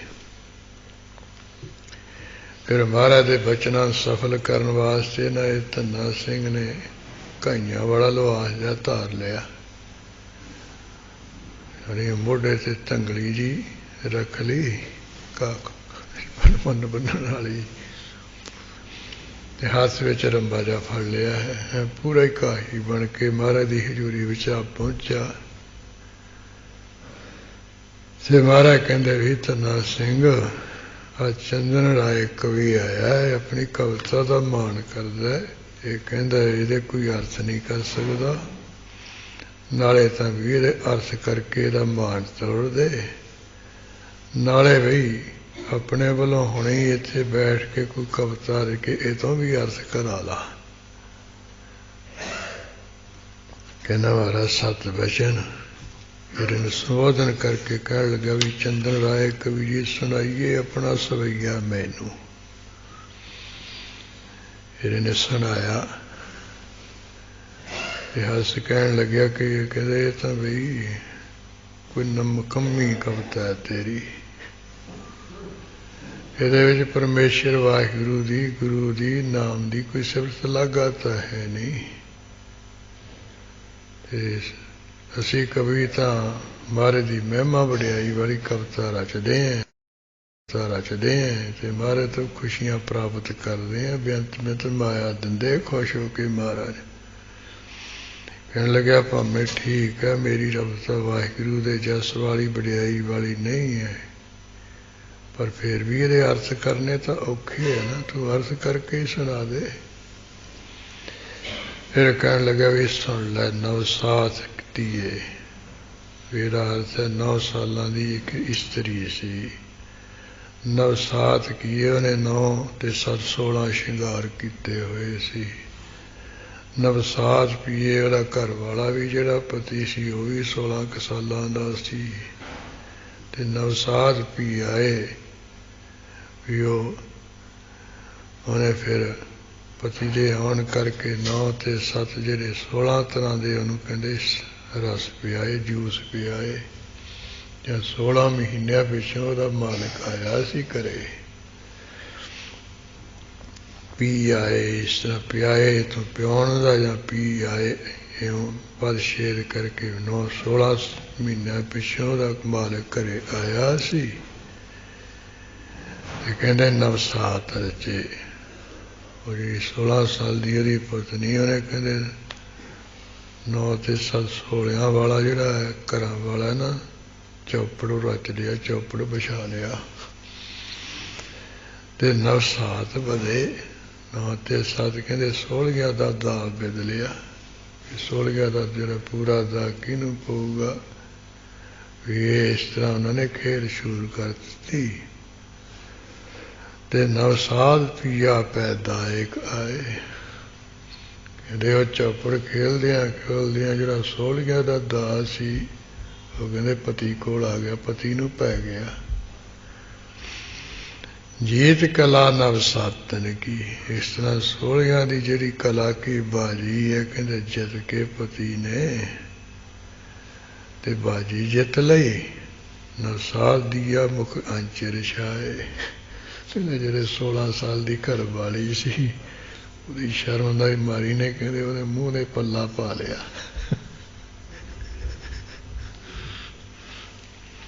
ਇਹ ਮਾਨੋ ਮੇਘ ਕੇ ਮੰਡਲ ਮੈਂ ਕਵ ਚੰਦਨ ਚੰਦ ਕਲੇ ਵਰਸ਼ਾਏ। ਕਹਿੰਦੇ ਲੈ ਸੁਣ ਲਾ ਅਰਥ ਮਿੱਤ ਆਏ ਵੀ ਮਾਨੋ ਬਦਲਾਂ ਦੇ ਝੁੰਡ ਦੇ ਵਿੱਚ ਚੰਦਨ ਰਾਏ। ਕਵੀ ਕਹਿ ਰਹੇ ਵੀ ਚੰਦ ਨੇ ਆਪਣਾ ਸਰੀਰ ਢੱਕ ਲਿਆ, ਮੂੰਹ ਜਿਹਾ ਢੱਕ ਲਿਆ ਸੀ ਨਾ ਸ਼ਰਮ ਦੀ ਮਾਰੇ ਨੇ, ਉਹ ਕੱਪੜਾ ਜਿਹਾ ਚੁੰਨੀ ਲੈ ਕੇ। ਕਹਿੰਦੇ ਲੈ ਆ ਅਰਥ ਹੈ ਤੇਰੇ, ਅੱਗੋਂ ਕਵਿਤਾ ਇੱਕ ਜਨਾਨੀ ਦੀ ਉਸਤੀ ਹੈ। ਜਾਂ ਵੀ ਉਹਨਾਂ ਨੇ ਜੂਆ ਖੇਡਿਆ, ਚੌਪੜ ਖੇਲਿਆ, ਹੋਰ ਕੀ ਇਹਦੇ ਵਿੱਚ। ਬਸ ਫਿਰ ਉਹਦੇ ਵੀ ਕਵੀ ਦਾ ਵੀ ਮੂੰਹ ਫਿਰ ਨਾ ਢਿੱਲਾ ਜਾ ਹੋ ਗਿਆ, ਰਵਾਰਤ ਕਰਕੇ ਸੁਣਾਤੇ ਨਾ, ਤੇ ਮਾਨ ਜਾ ਟੁੱਟ ਗਿਆ। ਫਿਰ ਮਹਾਰਾਜ ਕਹਿਣ ਲੱਗੇ ਲੈ ਵੀ ਧੰਨਾ ਸਿੰਘ ਹੁਣ ਤੂੰ ਆਪਣੀ ਕਵਿਤਾ ਰਚ ਕੇ ਤੋਂ ਵੀ ਅਰਥ ਕਰਾ ਲਾ। ਕਹਿੰਦਾ ਮਹਾਰਾਜ 7 ਵਚਨ। ਫਿਰ ਇਸਨੇ 2 ਕਵਿਤ ਰਚੇ ਸੀ ਬੈਠਿਆਂ ਬੈਠਿਆਂ, ਉਹਨਾਂ ਵਿੱਚੋਂ ਆਪਾਂ ਇੱਥੇ ਇੱਕ ਪੜ੍ਹ ਲੈਂਦੇ। ਤੇ ਉਹ ਗੁਰਪ੍ਰਤਾਪ ਸੂਰਜ ਦੇ ਵਿੱਚ 2ਵੇਂ ਕਵਿਤ ਆਉਂਦੇ ਹੈ, ਜੇ ਕਿਸੇ ਨੇ ਦੇਖਣੇ ਹੈ ਤਾਂ ਹੁਣ ਵੀ ਉਹ ਗੁਰਪ੍ਰਤਾਪ ਸੂਰਜ ਵਿੱਚੋਂ ਚੰਦਨ ਰਾਏ ਜਿੱਥੇ ਕਵੀ ਦਾ ਪ੍ਰਸੰਗ ਆਉਂਦਾ, ਕਥਾ ਆਉਂਦੀ, ਉੱਥੇ ਨਾਲ ਲਿਖੇ ਹੋਏ ਹੈ। ਉਹਦੇ ਵਿੱਚ ਇਹ ਆਉਂਦਾ ਪਰ ਧੰਨਾ ਸਿੰਘ ਦਾ ਇੱਕ ਕਵਿਤ, ਮੀਨ ਮਰੇ ਜਲ ਕੇ ਪਰਸੇ ਕਹੂੰ ਨਾ ਮਰੇ ਪਾਵਕ ਪਾਏ ਪਰ ਪਾਵਕ ਪਾਏ। ਹਾਥੀ ਮਰੇ ਮਦ ਕੇ ਪਰਸੇ ਕਹੂੰ ਨਾ ਮਰੇ ਤਨ ਤਾਬ ਕੇ ਆਏ। ਤੀ ਮਰੇ ਪੀ ਕੇ ਪਰਸੇ ਕਹੂੰ ਨਾ ਮਰੇ ਪਰਦੇਸ ਨਿਭਾਏ। ਕੂੜ ਮੈਂ ਬਾਤ ਕਹੀ ਦਿਜ ਰਾਜੂ ਵਿਚਾਰ ਸਕੇ ਨਾ ਬਿਨਾ ਚਿਤ ਲਾਏ। ਲੈ ਵੀ ਆ ਸੁਣਾ ਅਰਥ ਕਰਕੇ ਮੇਰੇ ਕਵਿਤ ਦੇ, ਤੇ ਦਿਮਾਗ ਘੁੱਕ ਗਿਆ ਇਹਦਾ। ਜਿਵੇਂ 81 ਤੋਂ 30 ਸਾਲ ਉਹ ਸੰਸਕ੍ਰਿਤ ਦੀ MA ਕਰਕੇ ਕੋਈ ਆਇਆ ਸੀ ਪੰਡਿਤ ਵਿਦਵਾਨ, ਤੇ ਸੰਤ ਬਾਬਾ ਸੁੰਦਰ ਸਿੰਘ ਜੀ ਨੂੰ ਬੜੇ ਮਾਣ ਨਾਲ ਕਹਿੰਦਾ ਮਹਾਰਾਜ ਮੈਂ ਸੰਸਕ੍ਰਿਤ ਦੀ MA ਕੀਤੀ ਹੈ, ਡਿਗਰੀ ਕੀਤੀ ਹੈ, ਆਹ ਸ਼੍ਰੀ ਗੁਰੂ ਗ੍ਰੰਥ ਸਾਹਿਬ ਦੇ ਅਰਥ ਮੈਨੂੰ ਕਰਨੇ ਕੀ ਔਖੇ, ਇਹ ਤਾਂ ਸਰਲ ਭਾਸ਼ਾ ਹੈ। ਮਹਾਂਪੁਰਸ਼ ਕਹਿਣ ਲੱਗੇ ਇਹਦੇ ਵਿੱਚ ਵੀ ਮਹਾਰਾਜ ਦੀ ਬਾਣੀ ਇਹੋ ਜਿਹੀ ਹੈਗੀ ਹੈ, ਜਿੰਨਾ ਚਿਰ ਨਹੀਂ ਕੋਈ ਅਰਥ ਕਿਸੇ ਤੋਂ ਸੁਣਦਾ ਨਾ ਨਹੀਂ ਅਰਥ ਆਉਂਦੇ। ਕਹਿੰਦਾ ਨਹੀਂ ਜੀ, ਮੈਂ ਸੰਸਕ੍ਰਿਤ ਦੀ ਡਿਗਰੀ ਕੀਤੀ ਹੈ, ਡਿਪਲੋਮਾ ਕੀਤਾ, ਇਹ ਸੌਖੀ ਬਾਣੀ ਦੇ ਅਰਥ ਮੈਨੂੰ ਕੀ ਕਰਨੇ ਹੈ, ਮੈਂ ਪਰਛੇਦ ਕਰ ਲੈਂਦਾ ਹਾਂ। ਉਹ ਕਹਿੰਦੇ ਨਹੀਂ ਭਾਈ ਠੀਕ ਹੈ, ਇਹ ਗੁਰਬਾਣੀ ਅਗਾਧ ਬੋਲ ਹੈ। ਇਹ ਜਿੰਨਾ ਚਿਰ ਕਿਸੇ ਵਿਦਿਆਰਥੀ ਬਣ ਕੇ ਸੰਪਰਦਾ ਵਿੱਚੋਂ ਬਾਣੀ ਦੇ ਅਰਥ ਨਾ ਪੜ੍ਹੀਏ ਨਾ ਸਿੱਖੀਏ ਨਹੀਂ ਆਉਂਦੇ ਸਹੀ। ਕਹਿੰਦਾ ਜੀ ਫਿਰ ਮੈਨੂੰ ਕੋਈ ਤੁਸੀਂ ਸ਼ਬਦ ਉਚਾਰੋ ਤੇ ਮੈਥੋਂ ਫਿਰ ਅਰਥ ਕਰਾ ਲਓ, ਮੈਂ ਕਰਕੇ ਕਰ ਦੂੰ, ਅਰਥ ਦੱਸ ਦੂੰ ਤੁਹਾਨੂੰ। ਜਦੋਂ ਕਹੀ ਗਿਆ ਫਿਰ ਮਹਾਂਪੁਰਸ਼ਾਂ ਨੇ ਇੱਕ ਰਾਮਕਲੀ ਰਾਗ ਵਿੱਚ ਗੁਰੂ ਨਾਨਕ ਸਾਹਿਬ ਜੀ ਦਾ ਸ਼ਬਦ ਆਉਂਦਾ ਹੈ। ਕਹਿੰਦੇ ਲੈ ਵੀ ਪੰਡਤਾ ਇਹਦੇ ਅਰਥ ਕਰਕੇ ਸਾਨੂੰ ਸੁਣਾ। ਉਹ ਸ਼ਬਦ ਹੈ ਸਾਗਰ ਮੈਂ ਬੂੰਦ ਬੂੰਦ ਮੈਂ ਸਾਗਰ ਕੌਣ ਬੁਝੈ ਬਿਦ ਜਾਣੈ। ਤੇ ਸੁਣ ਕੇ ਇਹਦਾ ਦਿਮਾਗ ਘੁੱਕ ਗਿਆ, ਕਹਿਣ ਲੱਗਾ ਜੀ ਇਹ ਤਾਂ ਨਿਸ਼ਫਲ ਬਾਣੀ ਹੈ, ਇਹਦੇ ਕੋਈ ਅਰਥ ਨਹੀਂ ਹੋ ਸਕਦੇ, ਕਿਉਂਕਿ ਇਹਦੇ ਵਿੱਚ ਜਿਹੜੇ ਲਫ਼ਜ਼ ਹੈ ਉਹ ਸਾਰੇ ਉਲਟ ਪੁਲਟ ਹੈ। ਗੁਰੂ ਨਾਨਕ ਕਹਿੰਦੇ ਸਾਗਰ ਮੈਂ ਬੂੰਦ ਬੂੰਦ ਮੈਂ ਸਾਗਰ, ਵੀ ਸਾਗਰ ਸਮੁੰਦਰ ਦੇ ਵਿੱਚ ਬੂੰਦਾਂ ਹਨ ਤੇ ਬੂੰਦ ਦੇ ਵਿੱਚ ਸਮੁੰਦਰ ਹੈ। ਇਹ ਚਲੋ ਸਮੁੰਦਰ ਵਿੱਚ ਤਾਂ ਪਾਣੀ ਦੀਆਂ ਬੂੰਦਾਂ ਮੰਨੀਆਂ ਜਾ ਸਕਦੀਆਂ, ਤੇ ਬੂੰਦ ਦੇ ਵਿੱਚ ਸਮੁੰਦਰ ਭਲਾ ਕਿਵੇਂ ਆ ਜਾਊਗਾ? ਇਸੇ ਤਰ੍ਹਾਂ ਦਿਨ ਮੈਂ ਰਹਿਣ ਮੈਂ ਦਿਨਯਰ, ਕਿ ਦਿਨ ਦੇ ਵਿੱਚ ਰਾਤ ਰਹਿੰਦੀ ਹੈ, ਰਾਤ ਵਿੱਚ ਦਿਨ ਰਹਿੰਦਾ ਹੈ। ਕਹਿੰਦਾ ਇਹ ਵੀ ਉਲਟੀ ਗੱਲ ਹੈ। ਜਿੱਥੇ ਦਿਨ ਹੈ ਉੱਥੇ ਰਾਤ ਨਹੀਂ ਰਹਿ ਸਕਦੀ, ਹਨੇਰਾ ਨਹੀਂ ਰਹਿ ਸਕਦਾ। ਜਿੱਥੇ ਹਨੇਰਾ ਉੱਥੇ ਦਿਨ ਨਹੀਂ, ਚਾਨਣ ਨਹੀਂ ਰਹਿ ਸਕਦਾ। ਇਹ ਤਾਂ ਨਿਸ਼ਫਲ ਕਪਟ ਹੈ, ਇਹਦੇ ਅਰਥ ਨਹੀਂ ਹੋ ਸਕਦੇ। ਮਹਾਰਾਜ ਕਹਿੰਦੇ, ਮਹਾਂਪੁਰਸ਼ ਕਹਿੰਦੇ ਇਹੀ ਤਾਂ ਗੱਲ ਹੈ ਵੀ ਜੇ ਸੰਪਰਦਾ ਵਿੱਚ ਕੋਈ ਵਿਦਿਆਰਥੀ ਬਣ ਕੇ ਪੜ੍ਹ ਗਏ ਫਿਰ ਇਹਦੇ ਅਰਥ ਸਹੀ ਸੁਣਾ ਦਊਗਾ। ਕਹਿੰਦਾ ਜੀ ਫਿਰ ਤੁਸੀਂ ਸੁਣਾ ਦਿਓ ਵੀ ਕਿਵੇਂ ਇਹਦੇ ਅਰਥ ਸਹੀ ਹੈ, ਸਫਲੇ ਹੈ। ਤੇ ਕਹਿਣ ਲੱਗੇ ਵੀ ਇੱਕ ਅਰਥ ਕਰਨ ਦੀ ਇਹ ਪੱਧਤੀ ਹੈ ਨਾ, ਇੱਕ ਅਰਥਾਂ ਕਰਨ ਦਾ ਇੱਕ ਤਰੀਕਾ ਨਿਯਮ ਹੈ ਵੀ ਜਿੱਥੇ ਕਿਸੇ ਪਦ ਪਦਾਰਥ ਦੇ ਅਰਥ ਸਹੀ ਨਾ ਬਣਦੇ ਹੇਰ ਫਿਰ ਉਹਨਾਂ ਪਦਾਂ ਨੂੰ ਅਨਮੇ ਕਰ ਲਈਦਾ ਹੁੰਦਾ ਨਾ। ਜਿੱਥੇ ਜਿੱਥੇ ਉਹਨਾਂ ਦੀ ਲਵੰਤ ਹੈ, ਯੋਗਤਾ, ਉੱਥੇ ਉੱਥੇ ਉਹਨਾਂ ਪਦਾਂ ਨੂੰ ਲਾ ਲਈਦਾ ਅਰਥ ਕਰਨ ਵਾਸਤੇ। ਕਹਿੰਦੇ ਹਾਂ ਜੀ ਇਹ 99 ਤਾਂ ਹੋ ਜਾਂਦਾ ਹੈ। ਕਹਿੰਦੇ ਇੱਥੇ ਵੀ 99 ਹੋਊਗਾ, ਤੇ ਤੈਨੂੰ 99 ਕਰਕੇ ਅਸੀਂ ਸੁਣਾ ਦਿੰਦੇ ਹਾਂ, ਅਰਥ ਤੂੰ ਆਪੇ ਹੀ ਸਮਝ ਜਾਣੇ। ਜੋ ਮਹਾਂਪੁਰਸ਼ ਕਹਿਣ ਲੱਗੇ ਇੱਥੇ 99 ਕਰਕੇ ਅਰਥ ਕਰ ਲਈ, ਇਉਂ ਪੜ੍ਹ ਮੈਂ ਸਾਗਰ ਬੂੰਦ ਮੈਂ ਬੂੰਦ। ਜਿਹੜਾ ਪਰਮੇਸ਼ਰ ਵਾਹਿਗੁਰੂ ਆ ਸਮੁੰਦਰ ਜਿਵੇਂ ਮਹਾਨ ਹੈ, ਉਹਦੇ ਵਿੱਚ ਸਮੁੰਦਰ ਰੂਪ ਹੋ ਰਿਹਾ, ਮਹਾਨ ਹੀ ਬਣ ਰਿਹਾ। ਸਮੁੰਦਰ ਵਿੱਚ ਸਮੁੰਦਰ ਰੂਪ ਹੋ ਰਿਹਾ ਤੇ ਬੂੰਦ ਵਿੱਚ ਬੂੰਦ ਹੋ ਰਿਹਾ। ਉੱਠ ਕੇ ਪੈਰੀਂ ਪੈ ਗਿਆ, ਕਹਿੰਦਾ ਮਹਾਰਾਜ ਮੈਂ ਤਾਂ ਸਮਝਦਾ ਸੀ ਮਹਾਰਾਜ ਦੀ ਬਾਣੀ ਦਾ ਸਰਲ ਭਾਸ਼ਾ ਹੈ, ਇਹਦੇ ਅਰਥ ਵੀ ਕਰਨੇ ਬੜੇ ਔਖੇ। ਇਸੇ ਤਰ੍ਹਾਂ ਹੁਣ ਧੰਨਾ ਸਿੰਘ ਨੇ ਇੱਕ ਸੁਣਾਤਾ ਕਵਿਤ ਵੀ ਮੀਨ ਮਰੇ ਜਲ ਕੇ ਪਰਸੇ, ਕਮੂ ਨਾ ਮਰੇ ਪਰ ਪਾਵਕ ਪਾਏ। ਹਾਥੀ ਮਰੇ ਮਦ ਕੇ ਪਰਸੇ, ਕਬੂ ਨਾ ਮਰੇ ਤਨ ਤਾਪ ਕੇ ਆਏ।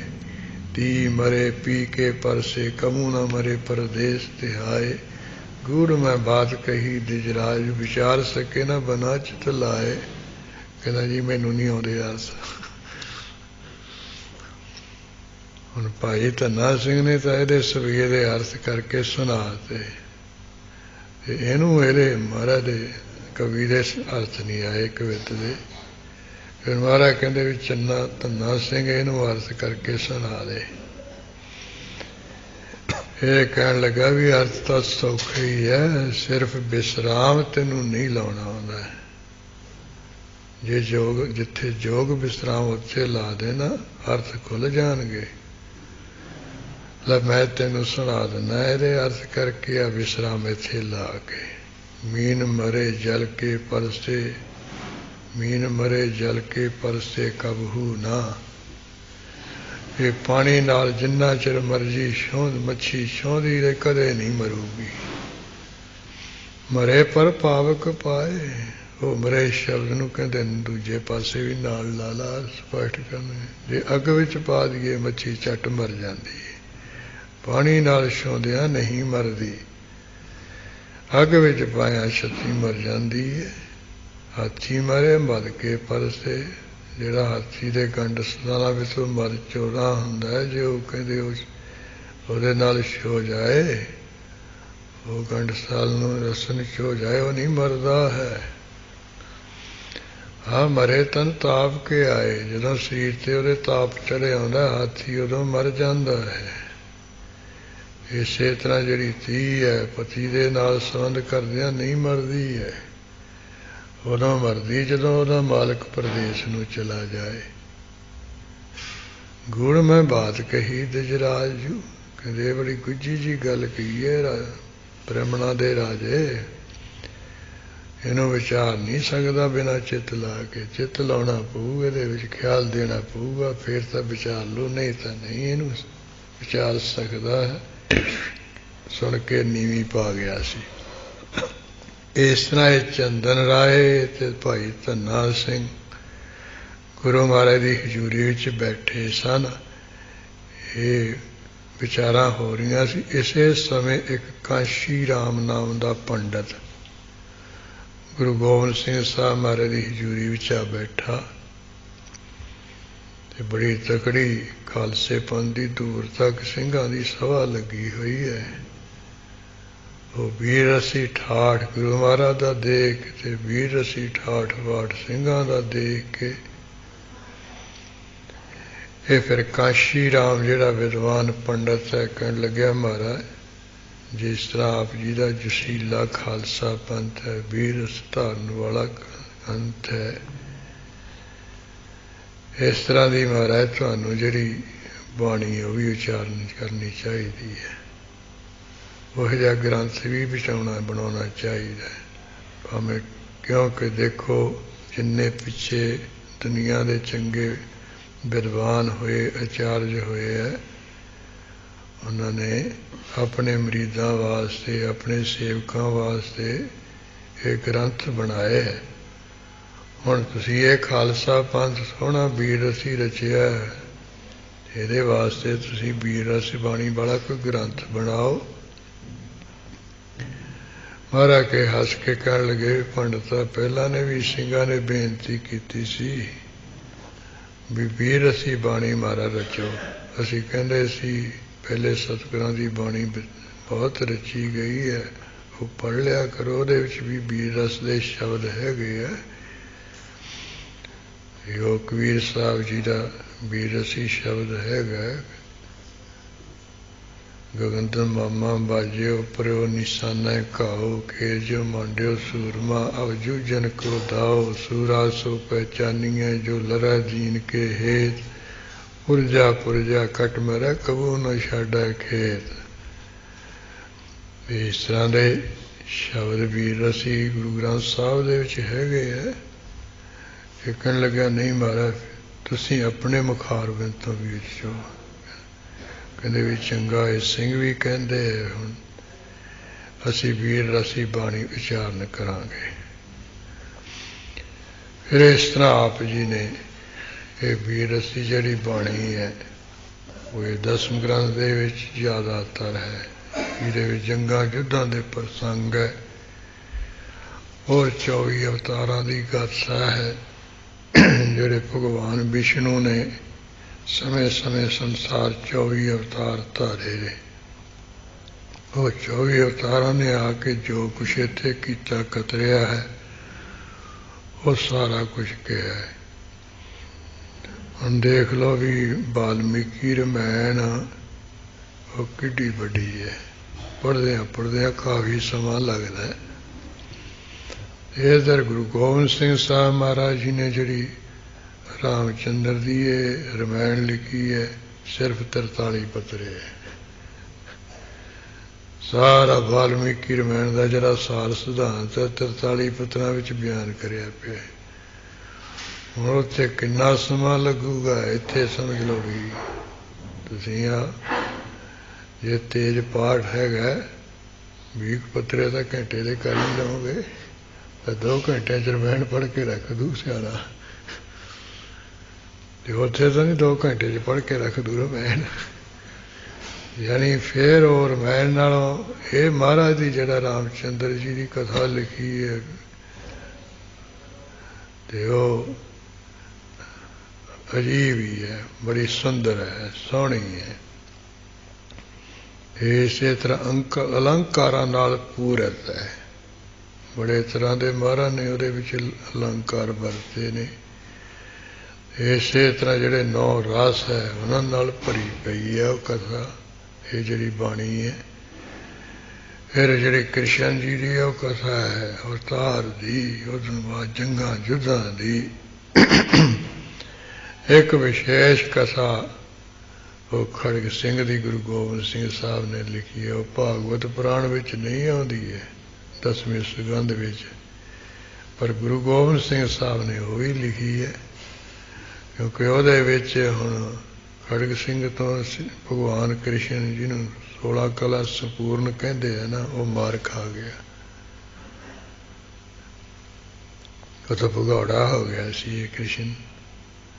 इसे करके वो खुलासा होंदा भी वो जदों जंग युद्ध करदा करदा नारद मुनि ब्रह्म मार्गा ने धोखा कीता सी, नूं गल्लां बातां नाल ला लिया सी, ते फिर होए खोले हो के तीर मारिया सी इसनूं, ते डिग पिया सी, ते डिगण सार फिर वो चक के इहनूं भगवान विच पा लिया सी।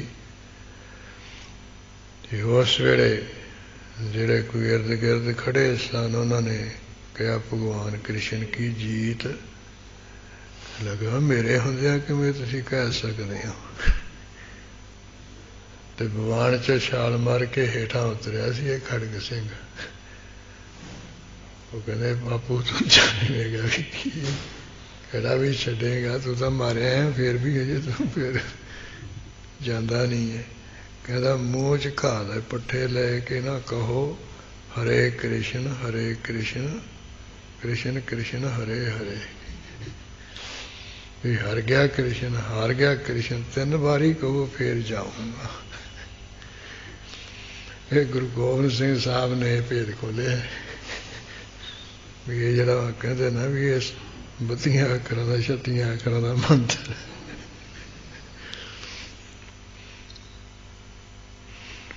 इस तरह ये खड़ग सिंह की जिहड़ी कथा है बड़ी खोल खोल के, और जिहड़े कोई राजे महाराजे कंस दे भेजे हुए ये लड़न वास्ते आए भगवान कृष्ण नाल, और सारे राजियां दे भी नाम लिखे। तुसीं पढ़ लो महाभारत, पढ़ लो भागवत, तो राजियां दा नाम नहीं किते दिसूगा तुहानूं। इको एक गुरु गोबिंद सिंह साहब दी जिथे कृष्ण भगवान जी के अवतार की कथा लिखी, उत्थे सारे राजियां दे नाम ही लिखे भी 12 राजे आए उन्होंने आ ना सी आ ना सी, 11 राजे आए 5 राजे आए। फिर इसे तरह जिहड़ा जवन काल सी उहदा भी प्रसंग बड़ा खोल खोल के लिखे। इस तरह वीर रसी बाणी। फिर जी कोई चंडी चरित्र है वो सिंघां दे अंदर वीर रस भरन वास्ते भी तुसीं तो मर्द है, एक दैंतां दा राख दा मुकाबला करने वाली एक इस्त्री भी है, वो भी हत्थां विच शास्त्र फड़ के मैदाने जंग विच आ जाती है, ते देवतियां दी सहायता करन लई दैतां नूं भजा के ते स्वर्ग का राजवास फिर तप करन लग जाती है। तुसीं उहदे नालों किते माड़े हो। जो जंग युद्ध करके दैंतां नूं भजा सकदी, तुसीं दुष्टां नूं क्यों नहीं भजा सकते, मार सकते। फिर इस तरह जिहड़ा ये अंदर बुजदली आई पई सी, कैरपुणा आया पिया सी ना सब दे अंदर, उहदे थां फिर वीर रस भरन वास्ते गुरु महाराज ने सिंघां की बेनती ते कांशी राम पंडित की बेनती नूं मन के ये 10 ग्रंथ की बाणी का ग्रंथ बनाया सी। इस तरह जानी ये 10 ग्रंथ बाणी के उचारण की उथानका है भी उहदे बेनती करन तो सिंघां दे कहण करके ये अर्थ कित्थे करके सुनाए, क्योंकि जाप साहब के अर्थ तो बाबा पढ़ ही ले भी गुरु गोबिंद सिंह साहब ने आनंदपुर सुना दिते सी। ते फिर बाकी जिहड़े 10 ग्रंथ के अर्थ है यदि उथानका सिंघां नूं दसी जाती भी जदों गुरु गोबिंद सिंह साहब नदेड़ शहर विखे गए सी, जिथे श्री गुरु ग्रंथ साहब नूं गुरता गद्दी का तख्त दिता ते आप सचखंड गमन कर गए सी। इत्थे ही एक सिंघां ने बेनती की सी, भाई गुरबख्श सिंह जी, भाई दया सिंह जी, भाई मनी सिंह जी, बाबा दीप सिंह जी, संतोख सिंह जी, इसे तरह 13 क सिंह सन ਜਿਹੜੇ ਹਮੇਸ਼ਾ ਅੰਤਰਮੁਖ ਬਿਰਤੀ ਕਰਦੇ ਰਹਿੰਦੇ ਸੀ। ਨਾ ਕੋ ਬੈਰੀ ਨਹੀਂ ਬਗਾਨਾ, ਸਗਲ ਸੰਗ ਹਮ ਕੋ ਬਨੇ ਆਏ। ਇਹ ਸਾਰਿਆਂ ਨੇ ਬੇਨਤੀ ਕੀਤੀ ਸੀ ਕਿ ਮਹਾਰਾਜ ਆਪਣੀ ਬਾਣੀ ਦੇ ਅਰਥ ਕਰਕੇ ਸੁਣਾਓ। ਉੱਥੇ ਗੁਰੂ ਗੋਬਿੰਦ ਸਿੰਘ ਸਾਹਿਬ ਮਹਾਰਾਜ ਨੇ ਜਿਵੇਂ ਦਮਦਮਾ ਸਾਹਿਬ ਸਾਰੀ ਬਾਣੀ ਆਪਣੇ ਮੁਖਾਰਬਿੰਦ ਤੋਂ ਉਚਾਰਨ ਕਰਕੇ ਲਿਖਵਾਈ ਤੇ ਅਰਥ ਸੁਣਾਏ ਸੀ। ਇਹ ਇੱਥੇ ਨੰਦੇੜ ਸ਼ਹਿਰ ਵਿਖੇ ਅਵਚਲ ਨਗਰ ਵਾਲੀ ਜਗ੍ਹਾ ਗੁਰੂ ਗੋਬਿੰਦ ਸਿੰਘ ਸਾਹਿਬ ਨੇ ਸਾਰੀ ਬਾਣੀ ਲਿਖਾਈ ਤੇ ਸਾਰੇ ਬਾਣੀ ਦੇ ਅਰਥ ਕਰਕੇ ਸੁਣਾਏ ਤੇ ਨਾਲੇ ਦਸਮ ਗ੍ਰੰਥ ਦੀ ਜਿਲਤ ਬੰਨੀ, ਇਹਨੂੰ ਇਸ ਤਰ੍ਹਾਂ ਗ੍ਰੰਥ ਦੇ ਵਿੱਚ ਸੰਪੂਰਨ ਕਰਿਆ। ਇਸ ਤਰ੍ਹਾਂ ਜਾਣੀ ਇਹ ਅੱਗੇ ਤੋਂ ਅੱਗੇ ਸੰਪਰਦਾ ਵਿੱਚ ਵਿਦਿਆਰਥੀ ਪੜ੍ਹਨ ਵਾਲਿਆਂ ਨੂੰ ਦੱਸਿਆ ਜਾਂਦਾ ਵੀ ਜੇ ਕੋਈ ਪੁੱਛ ਲਏ ਵੀ ਗੁਰੂ ਗੋਬਿੰਦ ਸਿੰਘ ਸਾਹਿਬ ਨੇ ਕਿਵੇਂ ਇਹ ਦਸਮ ਗ੍ਰੰਥ ਬਣਾਇਆ, ਕਦੋਂ ਇਹਦੇ ਅਰਥ ਕਰਕੇ ਸੁਣਾਏ, ਵੀ ਤੁਸੀਂ ਕਰੀ ਕਰਾਈ ਜਾਂਦੇ, ਤੁਸੀਂ ਕਿੱਥੋਂ ਸਿੱਖ ਲਏ, ਤੁਹਾਨੂੰ ਕਿਹਨੇ ਅਰਥ ਕਰਕੇ ਸੁਣਾਤੇ। ਇਸ ਤਰ੍ਹਾਂ ਇਹ ਜਿਹੜੇ ਟਕਸਾਲੀ ਵਿਦਿਆਰਥੀ ਹੈ ਉਹਨਾਂ ਨੂੰ ਦੱਸਿਆ ਜਾਂਦਾ ਇਹ ਦਸਮ ਬਾਣੀ ਦੇ ਉਚਾਰਨ ਦਾ ਉਥਾਨਕ ਹੈ ਤੇ ਅਰਥਾਂ ਦੀ ਜਿਹੜੀ ਉਥਾਨਕ ਹੈ। ਔਰ ਇਹ ਕੁਝ ਪਹਿਲਾਂ ਵਿਚਾਰਾ ਹੈ, ਜਿਵੇਂ ਗੁਰੂ ਗ੍ਰੰਥ ਸਾਹਿਬ ਦੀ ਬਾਣੀ ਦੇ ਅਰਥ ਜਦੋਂ ਸ਼ੁਰੂ ਕਰੀਦੇ ਹੈ, ਸਭ ਤੋਂ ਪਹਿਲਾਂ ਗੁਰੂ ਨਾਨਕ ਸਾਹਿਬ ਮਹਾਰਾਜ ਵੀ ਬਾਕੀ ਅਵਤਾਰਾਂ ਨਾਲੋਂ ਮਹਾਨ ਅਵਤਾਰ ਹੈ, ਕਿਉਂਕਿ ਆਪ ਜੀ ਗੁਰ ਅਵਤਾਰ ਹੈ, ਪਰਮੇਸ਼ਰ ਦਾ ਅਵਤਾਰ, ਆਪ ਨਰੈਣ ਕਲਾ ਅਵਤਾਰ, ਜਗ ਮੈਂ ਪਰਬਰਿਓ। ਬਾਕੀ ਜਿਹੜੇ 24 ਅਵਤਾਰ ਹੋਏ ਉਹ ਦੇਵੀ ਦੇਵਤਿਆਂ ਦੇ ਹੈ। ਸ਼ਿਵ ਜੀ ਦੇ 6 ਰੁਦਰ 11 ਅਵਤਾਰ ਨੇ, ਬ੍ਰਹਮਾ ਦੇ ਅਵਤਾਰ ਹੈ ਤੇ ਵਿਸ਼ਨੂੰ ਦੇ 24 ਅਵਤਾਰ ਹੈ। 24 ਦੀ ਵਿਆਖਿਆ ਅਖੀਰ ਤੇ ਸਾਰੀ ਖੋਲ ਖੋਲ ਕੇ ਮਾਰਨ ਲਿਖੀ। ਉਹਨਾਂ ਵਿੱਚੋਂ ਜਿਹੜਾ ਨਹਿ ਕਲੰਕ ਅਵਤਾਰ ਹੈ, ਜਿਹੜਾ ਇਹ 24ਵਾਂ ਜੇ ਹੋਣਾ ਅਖੀਰਲੇ ਕਲਯੁਗ ਦੇ ਸਮੇਂ ਵਿੱਚ, ਉਹਦੇ ਸੰਬੰਧ ਵਿੱਚ ਜਿੰਨਾ ਖੋਲ ਖੋਲ ਕੇ ਗੁਰੂ ਗੋਬਿੰਦ ਸਿੰਘ ਸਾਹਿਬ ਜੀ ਨੇ ਲਿਖਿਆ, ਇੰਨਾ ਭਾਗਵਤ ਪੁਰਾਣ ਵਿੱਚ ਨਹੀਂ, ਨਾ ਭਵਿਸ਼ਯ ਪੁਰਾਣ ਵਿੱਚ ਹੈ। ਖਾਦੀ ਕਰੀ ਪਈ ਹੈ ਮਹਾਰਾਜ ਨੇ। ਉਹ ਕਲਯੁਗ ਦਾ ਜਿਹੜਾ ਇਹੋ ਜਿਹਾ ਭਿਆਨਕ ਸਮਾਂ ਆਊਗਾ, ਉਹਦਾ ਵੀ ਨਿਰਣਾ ਵੀ ਕਮਾਲ ਹੀ ਕਰੀ ਪਈ ਹੈ।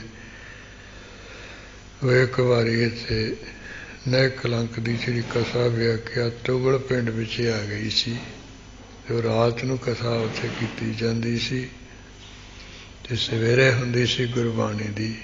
ਇੱਕ ਜੰਮੂ ਦਾ ਗਿਆਨੀ ਸੀ ਸਤਵੀਰ ਸਿੰਘ ਜੀ, ਉਹ ਸਵੇਰੇ ਕਰਦਾ ਤੇ ਰਾਤ ਨੂੰ ਇਹ ਨਹਿ ਕਲੰਕ ਦੀ ਕਥਾ ਜਦੋਂ ਸ਼ੁਰੂ ਹੋ ਗਈ, ਸਾਰਾ ਪਿੰਡ ਉੱਥੇ ਇਕੱਠਾ ਹੋ ਕੇ ਬਹਿ ਜਾ ਕਰੇ। ਕਹਿੰਦੇ ਵੀ ਆਹ ਤਾਂ ਕਥਾ ਨਹੀਂ ਕਿਤੇ ਸੁਣੀ, ਨਵੀਂ ਹੈ। ਕਿਉਂਕਿ ਗੁਰੂ ਗੋਬਿੰਦ ਸਿੰਘ ਸਾਹਿਬ ਮਹਾਰਾਜ ਦੇ ਬਚਨ ਹੀ ਇਸ ਤਰ੍ਹਾਂ ਦੇ ਅਜੀਬ ਹੈ, ਜਦੋਂ ਕੁਝ ਸੁਣਨ ਲੱਗ ਜਾਂਦਾ ਫਿਰ ਹਿਲਦਾ ਨਹੀਂ ਹੈ। ਐਸੀ ਭਾਵਪੂਰਤ ਉਹਨਾਂ ਦੀ ਬਾਣੀ ਹੈ। ਸੋ ਇਸ ਤਰ੍ਹਾਂ ਇਹ ਆਪ ਜੀ ਨੇ ਜਿਹੜੀ ਬਾਣੀ ਉਚਾਰਨ ਕੀਤੀ, ਉਹਦੀ ਉਥਾਨਕਾ ਹੈ ਤੇ ਉਹਦੇ ਕਥਾ ਵਿਆਖਿਆ ਦੀ ਉਥਾਨਕਾ ਹੈ। ਹੁਣ ਸਮਾਂ ਤਾਂ ਇਜਾਜ਼ਤ ਨਹੀਂ ਦਿੰਦਾ, ਜਿਹਨਾਂ ਘੰਟੇ ਤੋਂ ਸਮਾਂ ਉੱਪਰ ਹੀ ਜਾ ਰਿਹਾ ਹੈ। ਕੱਲ੍ਹ ਨੂੰ ਆਪਾਂ ਛਪੇ ਛੰਦ ਤੋਂ ਅੱਗੇ ਸ਼ੁਰੂ ਕਰ ਲਾਂਗੇ। ਚੱਕਰ ਚਿਹਨ ਅਰ ਬਰਨ ਜਾਤ ਅਰ ਪਾਤ ਨਿਹਿਨ ਜੇ, ਇੱਥੋਂ ਆਪਾਂ ਕੱਲ੍ਹ ਤੋਂ ਪ੍ਰਾਰੰਭ ਕਰ ਲਾਂਗੇ। ਬਾਕੀ ਸਾਰਾ ਕੁਝ ਜਿਹੜਾ ਸੰਪਰਦਾ ਵਿੱਚ ਵਿਦਿਆਰਥੀਆਂ ਨੂੰ ਪਹਿਲਾਂ ਦੱਸਿਆ ਜਾਂਦਾ ਕਥਾ ਕਰਨ ਪ੍ਰਾਰੰਭ ਤੋਂ, ਉਹ ਇਹ ਕੱਲ੍ਹ ਤੇ ਅੱਜ ਦੱਸ ਦਿੱਤਾ ਗਿਆ। ਤੋ ਅੱਜ ਆਪਾਂ ਇਹ ਸਵਾਏ ਮਨਮੁਖ ਦਾ ਜਿਹੜਾ ਛਪੇ ਛੰਦ ਪੜ੍ਹ ਕੇ ਤੇ ਫਤਿਹ ਬੁਲਾਈਏ, ਅਸਤੋਤਰ ਕਰਕੇ ਅਰਦਾਸ ਵਿੱਚ ਜੁੜੀਏ। ਕੱਲ੍ਹ ਨੂੰ ਆਪਾਂ ਰਲ ਮਿਲ ਕੇ ਇਹ ਜਾਪ ਬਾਣੀ ਦਾ ਜਿਹੜੀ ਅਰਥਾਂ ਦੀ ਵਿਚਾਰ ਪ੍ਰਾਰੰਭ ਕਰ ਲਵਾਂਗੇ, ਲਾਹਾ ਲਵਾਂਗੇ ਜੀ। ਛਪੈ ਛੰਦ ਤੁਐ ਪ੍ਰਸਾਦ, ਚੱਕਰ ਚਿਹਨ ਅਰ ਬਰਨ ਜਾਤ, ਅਰ ਪਾਤ ਨਹਿਨ ਜਿਹੇ, ਰੂਪ ਰੰਗ ਅਰ ਰੇਖ ਭੇਖ, ਕੋ ਕਹਿ ਨਾ ਸਕਤ ਕਹੇ, ਅਚਲ ਮੂਰਤ ਅਨਭਉ ਪ੍ਰਕਾਸ਼, ਅਮਿਤੋਜ ਕਹਿਜੈ,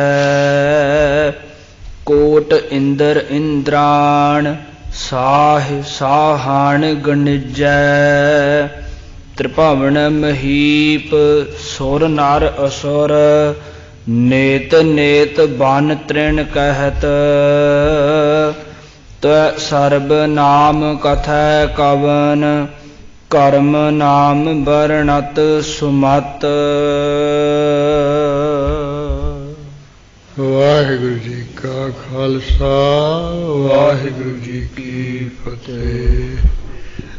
ਹੇ ਆਚਿਤ ਹੈ ਪਾਰ ਬ੍ਰਹਮ ਅਵਨਾਸੀ ਅਗਨਾਸ ਹੈ ਪੂਰਨ ਹੈ ਸਰਬ ਮੈਂ ਦੁਖ ਭੰਜਨ ਗੁਣ ਤਾਸ ਹੈ ਸੰਗੀ ਹੈ ਨਿਰੰਕਾਰ ਹੈ ਨਿਰਗੁਣ ਸਭ ਟੇਕ हे गोविंद हे गुण निधान जांके सदा विवेक हे अपरंपर हर हरे है पी हो बनहार हे संतां का सदा संग निधारा आधार हे ठाकुर हाँ दासरो मैं निर्गुण गुण नहीं कोई नानक